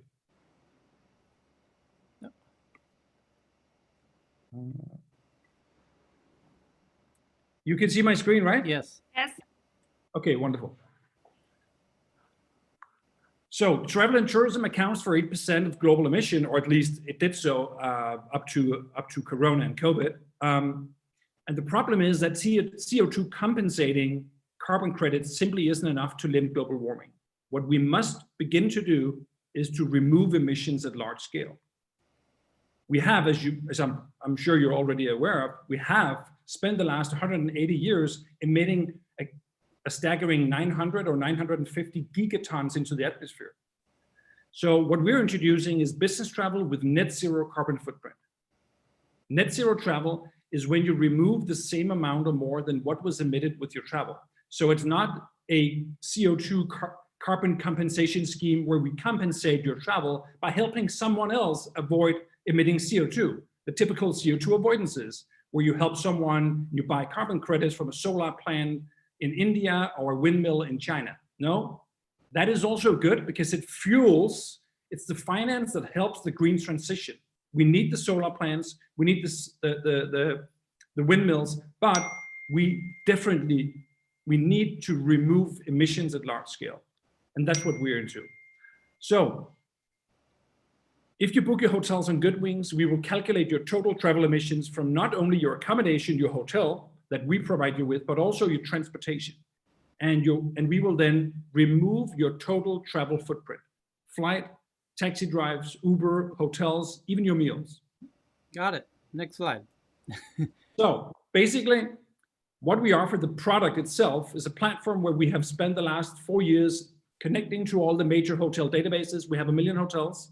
We have comparable rates with major platforms, same terms and conditions. But the big difference, of course, is that if you choose to book your hotels with us as an individual or as a business, you will travel with net zero emissions. We calculated on the checkout page, we have a small data set where you can type in, well, I go from Amsterdam to New York. I take the metro to the airport, I fly, I take a cab, I stay there 3 nights, and I do everything in reverse. Okay, let's pause. I got it. Chris, if you've seen my events ever before, me and Tuva, if you've seen any of our 100 events, you know we stop the pitch and we ask the investors, what do they think? So right now, I'm dying to know, Susanna from Norrsken, what do you think of Goodwings at this point? You haven't seen the whole pitch yet, obviously, but given what you've seen. At this point, I'm leaning forward towards my computer because I thought it was interesting. I did too. Good. I thought you might. I thought it was. Have you seen it before? No, I've not seen. I've heard of Goodwings, but I've never heard this much detail. So sounds like a clear business opportunity, and I know there are many travel bookers out there. So it's a market I've looked at a little bit before in other settings. So okay, Jan from Trill, what's going through your mind as you watch this? As Chris is pitching Goodwings here. Yeah, I think it's a great idea. It's just a matter of what will the cost be out to come to consumers. Because if you really can provide the same kind of quality and price, then people will go on the platform, but they need to know about it. So from a business case perspective, you need to get to that reach because hotels.com is pretty powerful. Yeah, so basically we've been focusing and will be focusing for the next years on the business market. So what we offer is we basically turn online booking into a SaaS model. So we offer memberships for companies that starts at $39 per company per month and up to $5.99. So we have a company like Danone using our service for $5.99, and we have smaller design companies in Berlin for $39. So basically what we do is we spend all the transactional revenues, the sales commission that we get from selling you a hotel, we spend that on removing CO2 on your behalf. So you get the same hotel, same price. Individuals can go and use the platform without the membership. And basically, we only make small revenues on that. But the main revenue driver for us are the subscription payments from the companies using our service. Because if they consistently use Goodwings, we will log all their travel emissions. So their scope 1, 2, 3 reporting will be much easier. They'll save time. They will get all the removal credits, as many removal credits as they want for free, only paying the monthly subscription. And they get the CO2 certificate at the end of the year that documents that this is a company that travels net zero. It's super cool. I say that I have a resort here. I'm calling you in today from my resort in Thailand, and we are a completely solar powered resort. All of our power is generated and water is all generated on site. I would love to have the people who book to us book through this. So I'd love to connect with you on how to do that. Very cool. And afterwards, they can rate your resort on We Don't Have Time. So you get Tyler, just allow me to answer or to comment on what Jens said, because the acquisition model is key to understanding that. Sure. So basically, what we want to do is we want to outperform the big guys on our unit economics. We want to show that we can make more money by spending money on carbon removal, instead of, ridiculous, the same TV commercials going on and on and on just to be top of mind, so to say. So how we disrupt, how we do it, how do we get to the consumer? Well, we work with partnerships. We have a partnership with WeWork, with Impact Hub, with the largest Canadian bank. We work with them because they have an interest in showcasing Goodwings to their business clients, their business members. If we, through one partnership, can get access to 900,000 SMEs in North America without paying any money to get out there, just to be pushed out, then we can spend all the money on carbon removal. How do you view the fact that if this really takes off, if one of the bigger established platforms, if they just offer the same option by ticking a box, will you see that as sort of improving the world, or is that sort of serious competition, or how would you view that? Because I would assume if I were a big major competitor established and there's lots of consumers, I would provide the same option. So basically, first of all, fundamentally, as a climate entrepreneur, if Hotels.com did what we did, I would fucking love it. Really. That's my point. But really, but that said, just as well as I do, they're never going to do it. The last time I sold my company, I found myself in a company that was with 1,000 employees. What happened? All the innovation died. What happens right now with Booking.com or Expedia is that they're cutting down their workforce by 30-40%. They're in a state of panic now, and will be for the next 3 to 5 years, as they try to rejuvenate. So there will be no innovation. There will be no money left to do things that are out of the ordinary. So what they're doing is they're just being monitored and measured on yearly, quarterly, monthly metrics.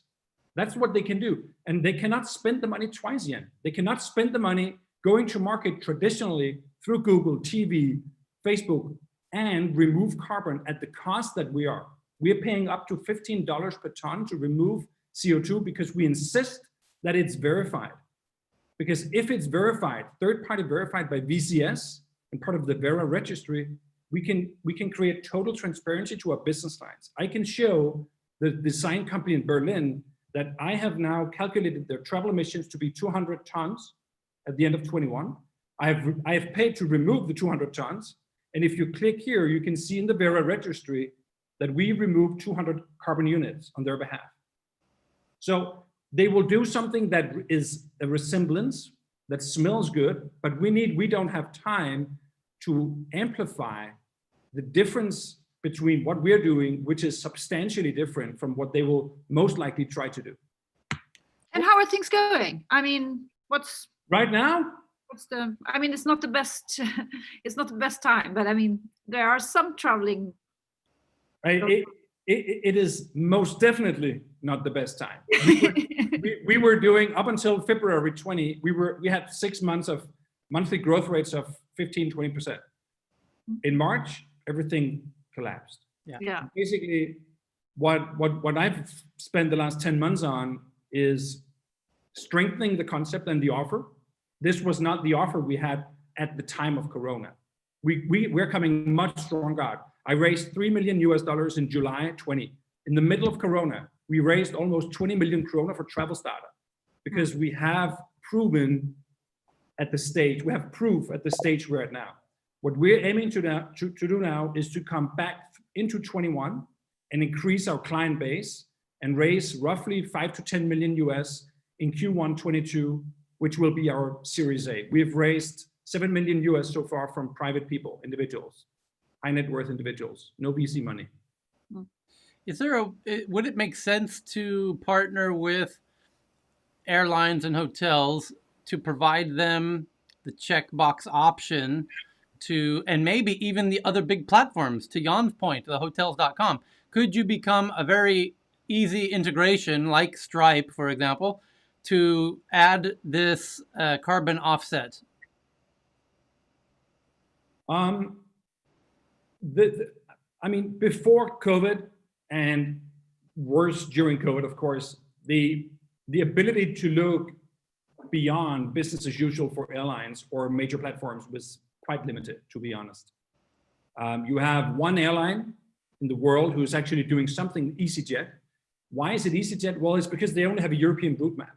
So they don't have the long haul flights, which are very costly to compensate or remove the CO2 from.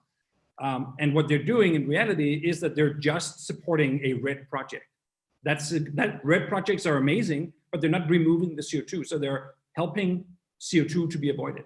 But what we need to do is to apply radically different business models, such as ours, where we give ourselves this dogma of having to find alternative ways to go to market. And we have proven it already. So by doing that, we can allocate vast amount of money to remove carbon removal. At the moment, reforestation, I'm sure that within 2 to 3 years, what we will be removing carbon through are direct air capture. We're already now talking to partners in Iceland and Switzerland, where they have these big machines that are literally sucking CO2 out of the atmosphere and storing it underground. The problem right now is the lack of scale and the cost inefficiency. It simply costs too much money per ton to remove it.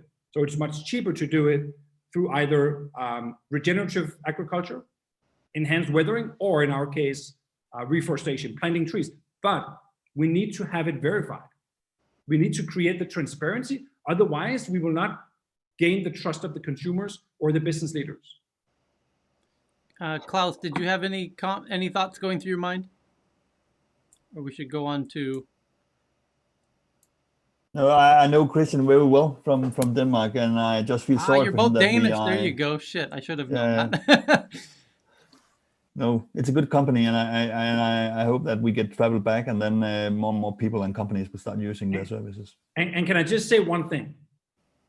Travel will come back, and it's going to come back with full force. So we just launched last week our Travel Back Better campaign, which means that companies that sign up in 21 get all of this year for free, but they commit to using us in 22. So we had 10 companies who signed up last week in the middle of Corona. CEOs are now pledging to never go back and traveling as we did pre-COVID. We need to use this Corona time to catalyze change and not repeat the mistakes of the past. So please go to goodwings.com and sign your company up. All of you. I will. Awesome. I think actually it's from that. I mean, from that sense, it's actually a great time to launch this kind of product, because I think that sure we will go back to traveling, but we will do it. I mean, this has given everybody kind of a thought of realizing the world is a little bit more vulnerable than we think. We can't live as we used to do.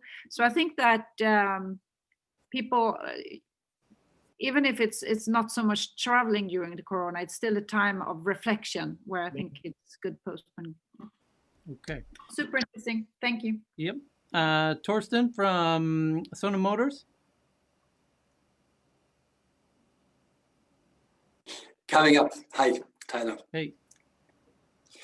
Pleasure to meet you all. So my name is Torsten. I'm Sono Motors CFO. I'm very excited to be talking to you today. I'd like to start with showing you a video which perfectly, from my point of view, recaps or gives you an overview of what or who Sono Motors is. So let me share my screen. Give me 1 second. Let's make...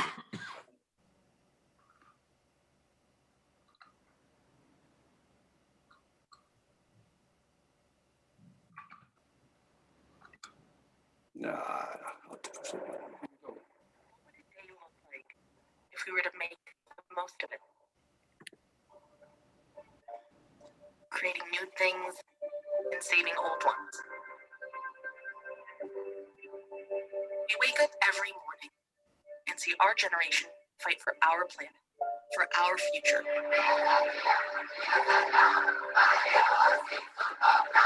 So we listen.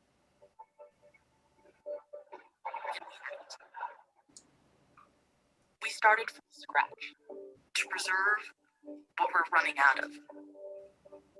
The ground we stand on, the air we breathe. We don't want to hear ourselves say, "We told you so." We want to take matters into our own hands, achieve goals with our beliefs at the forefront. What is a vision worth, if not for making life livable, enjoyable, unique? For us, every single day, there's a chance to make a change.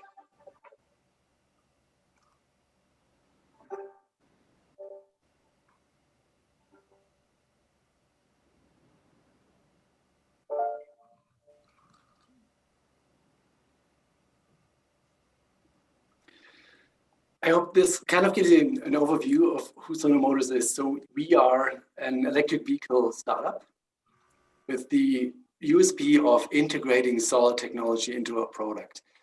And I've also brought a small presentation to you, unless you have any questions in between.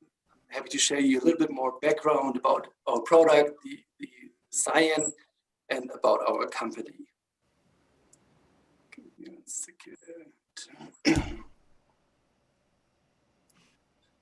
So maybe to go back one step, what we have in common here tonight, which I, of course, think is so important, like Ingmar talked about, like Chris talked about, is climate change is happening and we need to act. And we have the vision of a world without fossil fuels. And how we want to achieve this, how we want to contribute to this is with our solution, with the science. It's an electric vehicle with solar integration. And the good thing is, it's a car people can afford. It's a 21,400 euro net. And so in Germany, it's an equivalent of 25,500 euro, including taxes. And therefore, you get a C-segment car, which is a pretty large car for that price, with an average range battery of 255 kilometers, but with the big advantage of solar integration. So thanks to the sun, on a sunny day, the car itself charges the battery by up to 35 kilometers per day. And this is based in Munich, so of course not the sunniest country. And on an average, like over the year, we're looking at up to 16 kilometers if you look at January 1st until December 31st of additional battery range. Thanks to the price and thanks to the solar integration, we are looking at the lowest total cost of ownership and bringing the science, bringing an electric vehicle to the mass market. And the result you see, we've already received 12,800 reservation pre-orders, which is an equivalent of approximately 275 million euro in our order book as of December 31st. In addition to the solar integration, we integrated car sharing and ride pooling from the very first day of development, so that you can allow via an app if you want to share the car with your family, with friends, or a bigger community. And last but not least, there's also power sharing integrated. So you can use the science as an energy source to charge other electric vehicles, to charge your e-bike, to charge any electric appliance if you go camping or if you are somewhere and need electricity. Hey, Torsten, sorry to interrupt, but could I, if I have the Scion, could I charge it from my friend's non-Scion car, like a Tesla? Could I say, oh, pardon me, do you have some extra battery I could? Well, you could, with the Scion, charge a Tesla, but it's not happening. It's not possible the other way around because the Tesla is not ready yet. So the power charging or the power sharing is a USP that we have already implemented and developed that some other OEMs are still working on. Until Elon's talking about the Cybertruck will be able to power in what they call camping mode. So it might be able to charge other vehicles even. And yes, and Cybertruck is also one of the first cars that is integrating solar in its roof. Yeah. But the big difference is that competitors or peers are using glass while we are using polymer. I'll talk about this in a second. Before I do so, why? Why are we doing this? And the answer is, it's all about convenience. It's making, it's one of the biggest hassles is infrastructure. People have to wonder or think about getting their car charged again and again. And this is what you see here. We are comparing the Scion with a normal electric vehicle. And you see they're driving the exact same distance.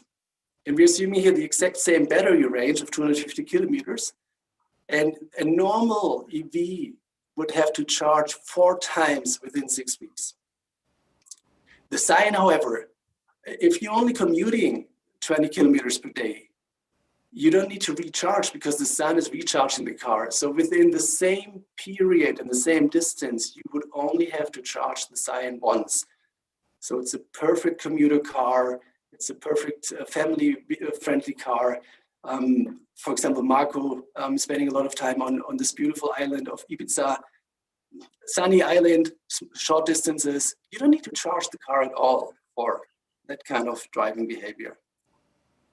And this is all based on the solar integration in the car. And thanks to polymer, and that's our USP, we can not only integrate it in the roof, but in the whole vehicle body, in the doors, in the hood, in the trunk.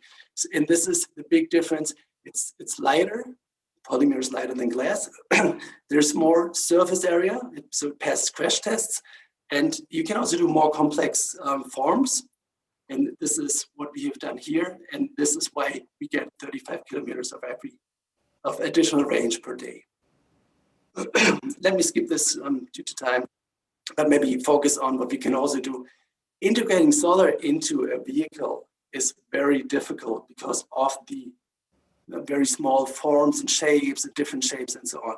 If you can achieve that, it's so much easier to also integrate solar in buses, in trucks, campers, caravans, and so on. And so we are also licensing our solar technology. And as of today, we already have 5 LOIs signed with various companies and various mobility solutions that you see up there. So it's a big market. Thanks to the whole mobility market becoming electric, solar can much more easily be integrated to charge the batteries, and hence we're looking at a tremendous market out there. Why are we doing this? Yes, of course, on the one hand to make money, on the other hand also to do good, to save on carbon, on CO2 emissions, and with the approximately 260,000 Scions that we'll be producing over the first 7 years, we will save approximately 20 million tons in CO2, which is an equivalent of 110,000 rail cars. Okay, just like with Christian, let me pause you, and I want to hear what what is going through. It looks like you're done. That looks like your last slide. It looks like a beautiful interior shot, by the way. I love that, the screen and the. But I want to ask each of the investors real quick what's going through their minds at this point. Susanna, are you there? Yes, here. Interesting. I think solar is obviously definitely on the rise, and we'll find all sorts of applications.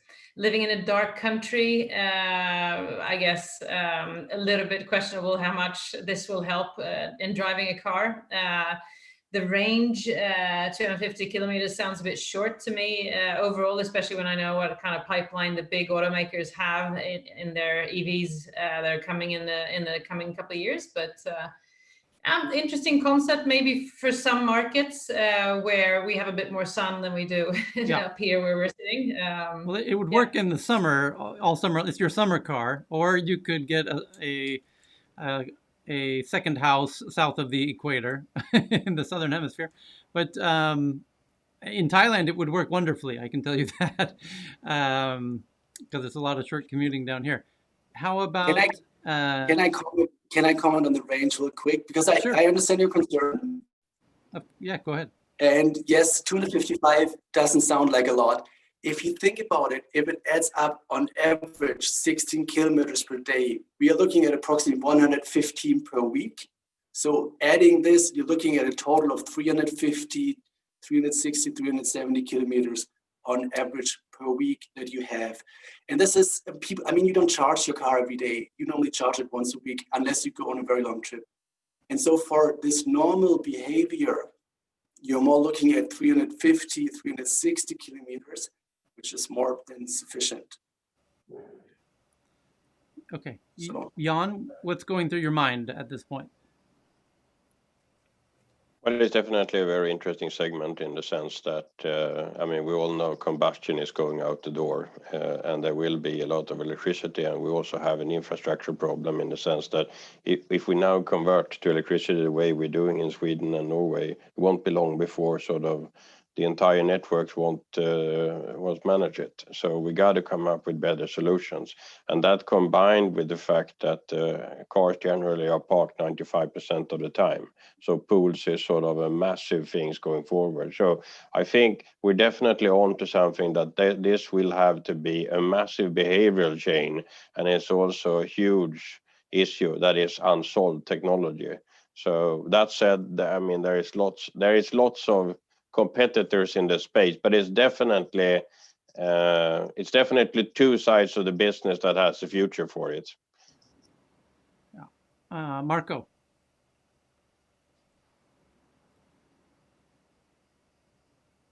Well, I'm a little close to the story, as you may know. For me, it's mind puzzling. Yeah, Tesla worth 850 billion in the kind of non-sustainable electric car segment. They should buy existing factories rather than building new ones. I guess the publicity helped their share price. I'm a huge believer in solar. In fact, if you do look at various statistics, the efficiency of solar gained 3 times over the last 10 years.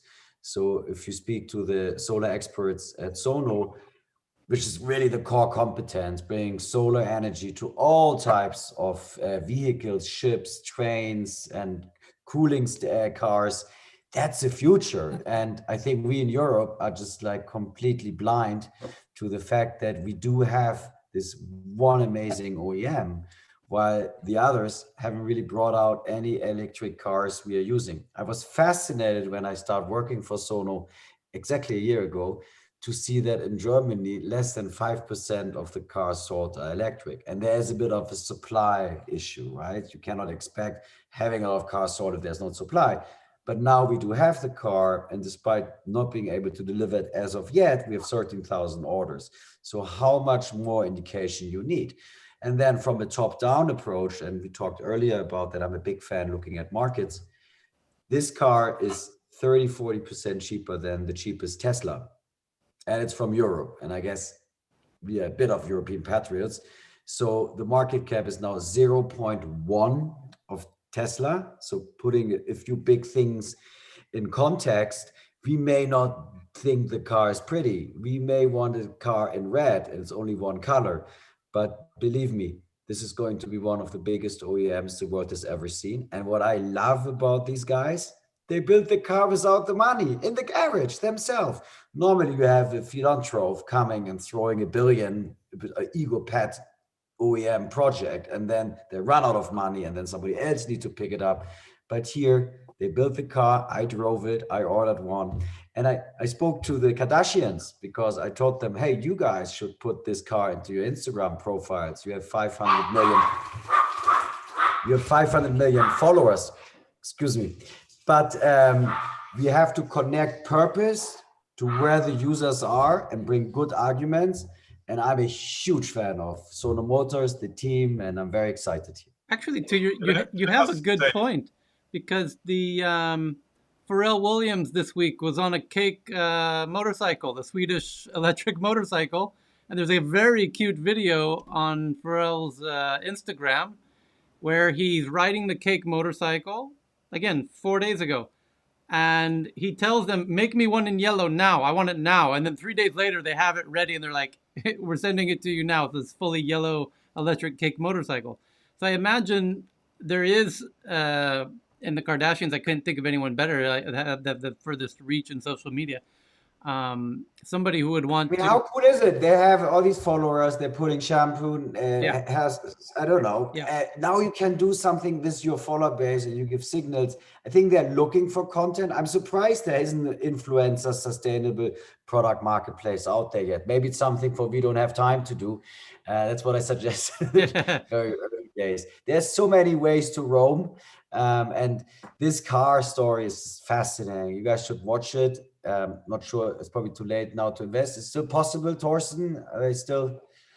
Well, we closed a Series C in December and collected 45 million, and also got Scandinavian investors, Swedbank on board, for example, long only tier one investor, DNCA.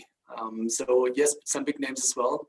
We are looking at a potential second closing to be finished or to be closed within the next 4 weeks. If someone's interested, get in contact. Love to talk to you about more details in order to finalize development and get this car on the street. Super interesting. Yeah. Could I just comment the solar, the worries about the solar energy will not be enough in the Nordic climate. I put some solar on my roof here in Stockholm. I have a really small house, and I produce more energy when I consume for a year.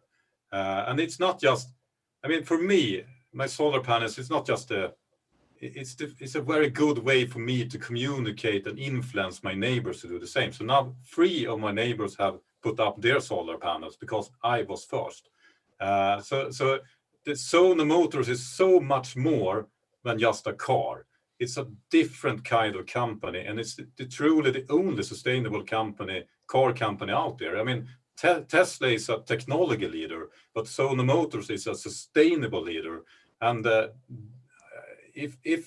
mean, the only risk is that they can't produce the car. If they can produce what they have on scale, Sono Motors will be a skyrocket. It will be the next Tesla. It will be a sustainable leader.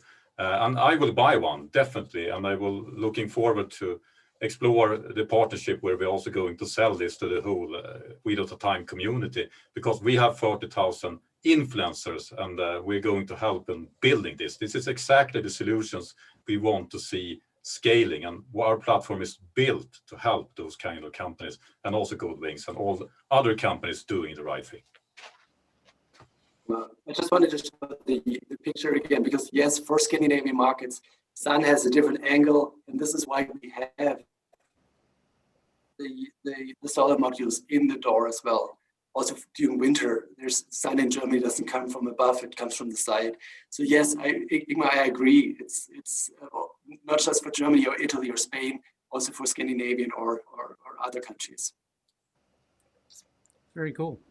Torsten, when listening to your idea, it sounds obvious that of course this is the solution. But I hadn't heard many cases like this once before. Is there something special about the timing of you now being, is it being able to do it in polymer that's the trick, or? Yes, I would say 2 or 3 elements. One is efficiency of solar cells has improved a lot over the last 10 to 20 years. Second, batteries are improving a lot. And electrification is just happening. Marco talked about it, 2-3% last year, the year before, 40-50% within the next 20 years. And these elements together with having a team only focusing on research and development of solar integration into the car, that is what is taking place at Sono Motors. So we have more than 10 people, solar experts, who have been working on solar integration in production, in injection molding process, and in integrating it into the car for the last 4 years. And yeah, we are quite far advanced, and can't wait to launch our first product, because we think it will have a huge impact on consumer behavior and on the EV market out there. I think it's super, super cool. It's one of the coolest things I've seen in a long time. One final thought. There's a considerable van life community growing internationally, as you're probably aware, of people building, taking transport vans and sprinter vans, and then building, a bed and a bathroom and and a small kitchen, and almost all of them put solar panels on their roof and little inverters inside and lithium batteries inside. I imagine that audience, and by the way, coincidentally, Ford just announced their electric van, the what do they call it, Transit, and Mercedes Sprinter now says they're ready to release their new electric van. The thing that's missing from both of them, of course, is the solar aspect, which all of these van life people are adding, out third-party solar panels themselves, and doing crash courses in how to become, solar power installers on their own van/home. So I imagine, I'm curious what your thought is around the van model versus the model that your first model. Fully agree. I think especially due to the big surfaces, the impact of integrating solar in a bus, in a truck, in a RC recreational vehicle, RV, it's just so much bigger because you have so much more surface, so you can integrate so much more modules. And of course, it's a huge market. Also, all those cooling trucks for grocery delivery and so on. They need so much energy simply for the cooling, and this could be perfectly solved with solar integration. So yeah, as well, we have started talking to various companies. We have one LOI with a truck company already, and it will take longer because development times are longer for buses and trucks, but it is the future, and can't wait to integrate solar cells in those bigger vehicles. Yeah. Is there a particular timing sweet spot in the near future where expected battery innovation, expected panel efficiency innovations, of course they're continuous and ongoing, but with Tesla's newly announced kind of expected improvements, and then on the panel side as well, I believe there is a particular power per kilogram, kilowatt per kilogram sweet spot, where once we reach that, it will become a sort of inevitability, like a market cost efficiency inevitability. Of course, I have to say this, it is happening now. And the difference again is polymer versus glass, because polymer being cheaper, lighter, yeah, more robust and so on. So adding solar integration to the cyan, the incremental cost is very little, but the benefit over the lifetime of a car, which is normally approximately 10 years, is much bigger already than the cost, and also from a CO2 perspective. Very, very cool. Thank you for doing that. I'm going to jump into our quick little announcements, and right here on my deck. So there we go, Susanna and Marco and Jan and Klaus. So we did the 3 pitches. Announcements, we have the Post and Tirelison, sorry for my terrible pronunciation. They're looking for innovative companies. Sverker sent me an email, and there's the link at the bottom, challengesgov.se, and you have to apply before February 25th at 4 p.m. Go ahead and take a screenshot, go to the link, apply there. I think they're having a challenge getting it out, so if you apply, you probably have a good chance of getting in there. And then one other one, the European Space Agency is looking for entrepreneurs with an idea or startups, and based on transfer of space technology. So if that fits you, they are going to be giving up business development support for 2 years, office space, $50K with non-equity, networking and etc., technical support, on and on. And here's where you reach out to them. If you're in Skellefteå or northern Sweden, Christina, and in Uppsala is Monica, and I believe maybe elsewhere it's Deborah. But reach out to them. You have to apply before February 22nd. And again, you get 50K and all kind of no strings attached and everything that goes with it. So those are both very good programs. But I wanted to thank our partners once again for allowing us to put on this event and bringing all of us together for what I hope will be, I hope we can circle back on this next year and maybe each January, make this the ongoing January theme that we follow up on the progress that's made. It's one of the things we do in December. We do predictions every December and we follow up, and that's been a very cool tradition. But I think this should be a new tradition that we do a sustainability session every January to keep track on that. So, the downside is that we will have 1 year's less time, unfortunately. So the clock will say 7 years at the bottom, of course. Exactly. Yeah. Exactly. But it's really stressful. But we are here. I mean, entrepreneurs, investors. When we work together, change is going to happen, and it's so important that we work together on the right solution. And I must say, thank you so much for hosting this event, Tyler. It's given me a lot of hope. I didn't think this event had happened just 2 years ago. Now it's happening so much in this field, and love it. Yeah. Thank you so much. Well, as Bjorn said at the beginning, it seems like everyone on this call is one of the people in the early part of the curve, but I think really smart, cool folks always figure the cool stuff out early, and then everyone else comes along a little later, and so that's what I'm excited to see about for next year. And thanks to our partners and to all of you guys, Klaus and Marco and Susanna, Bjorn and Ingmar for helping us, and everybody. I loved the pitches. Those were really brilliant solutions, and really wishing the best for you until we meet again next year. Cool.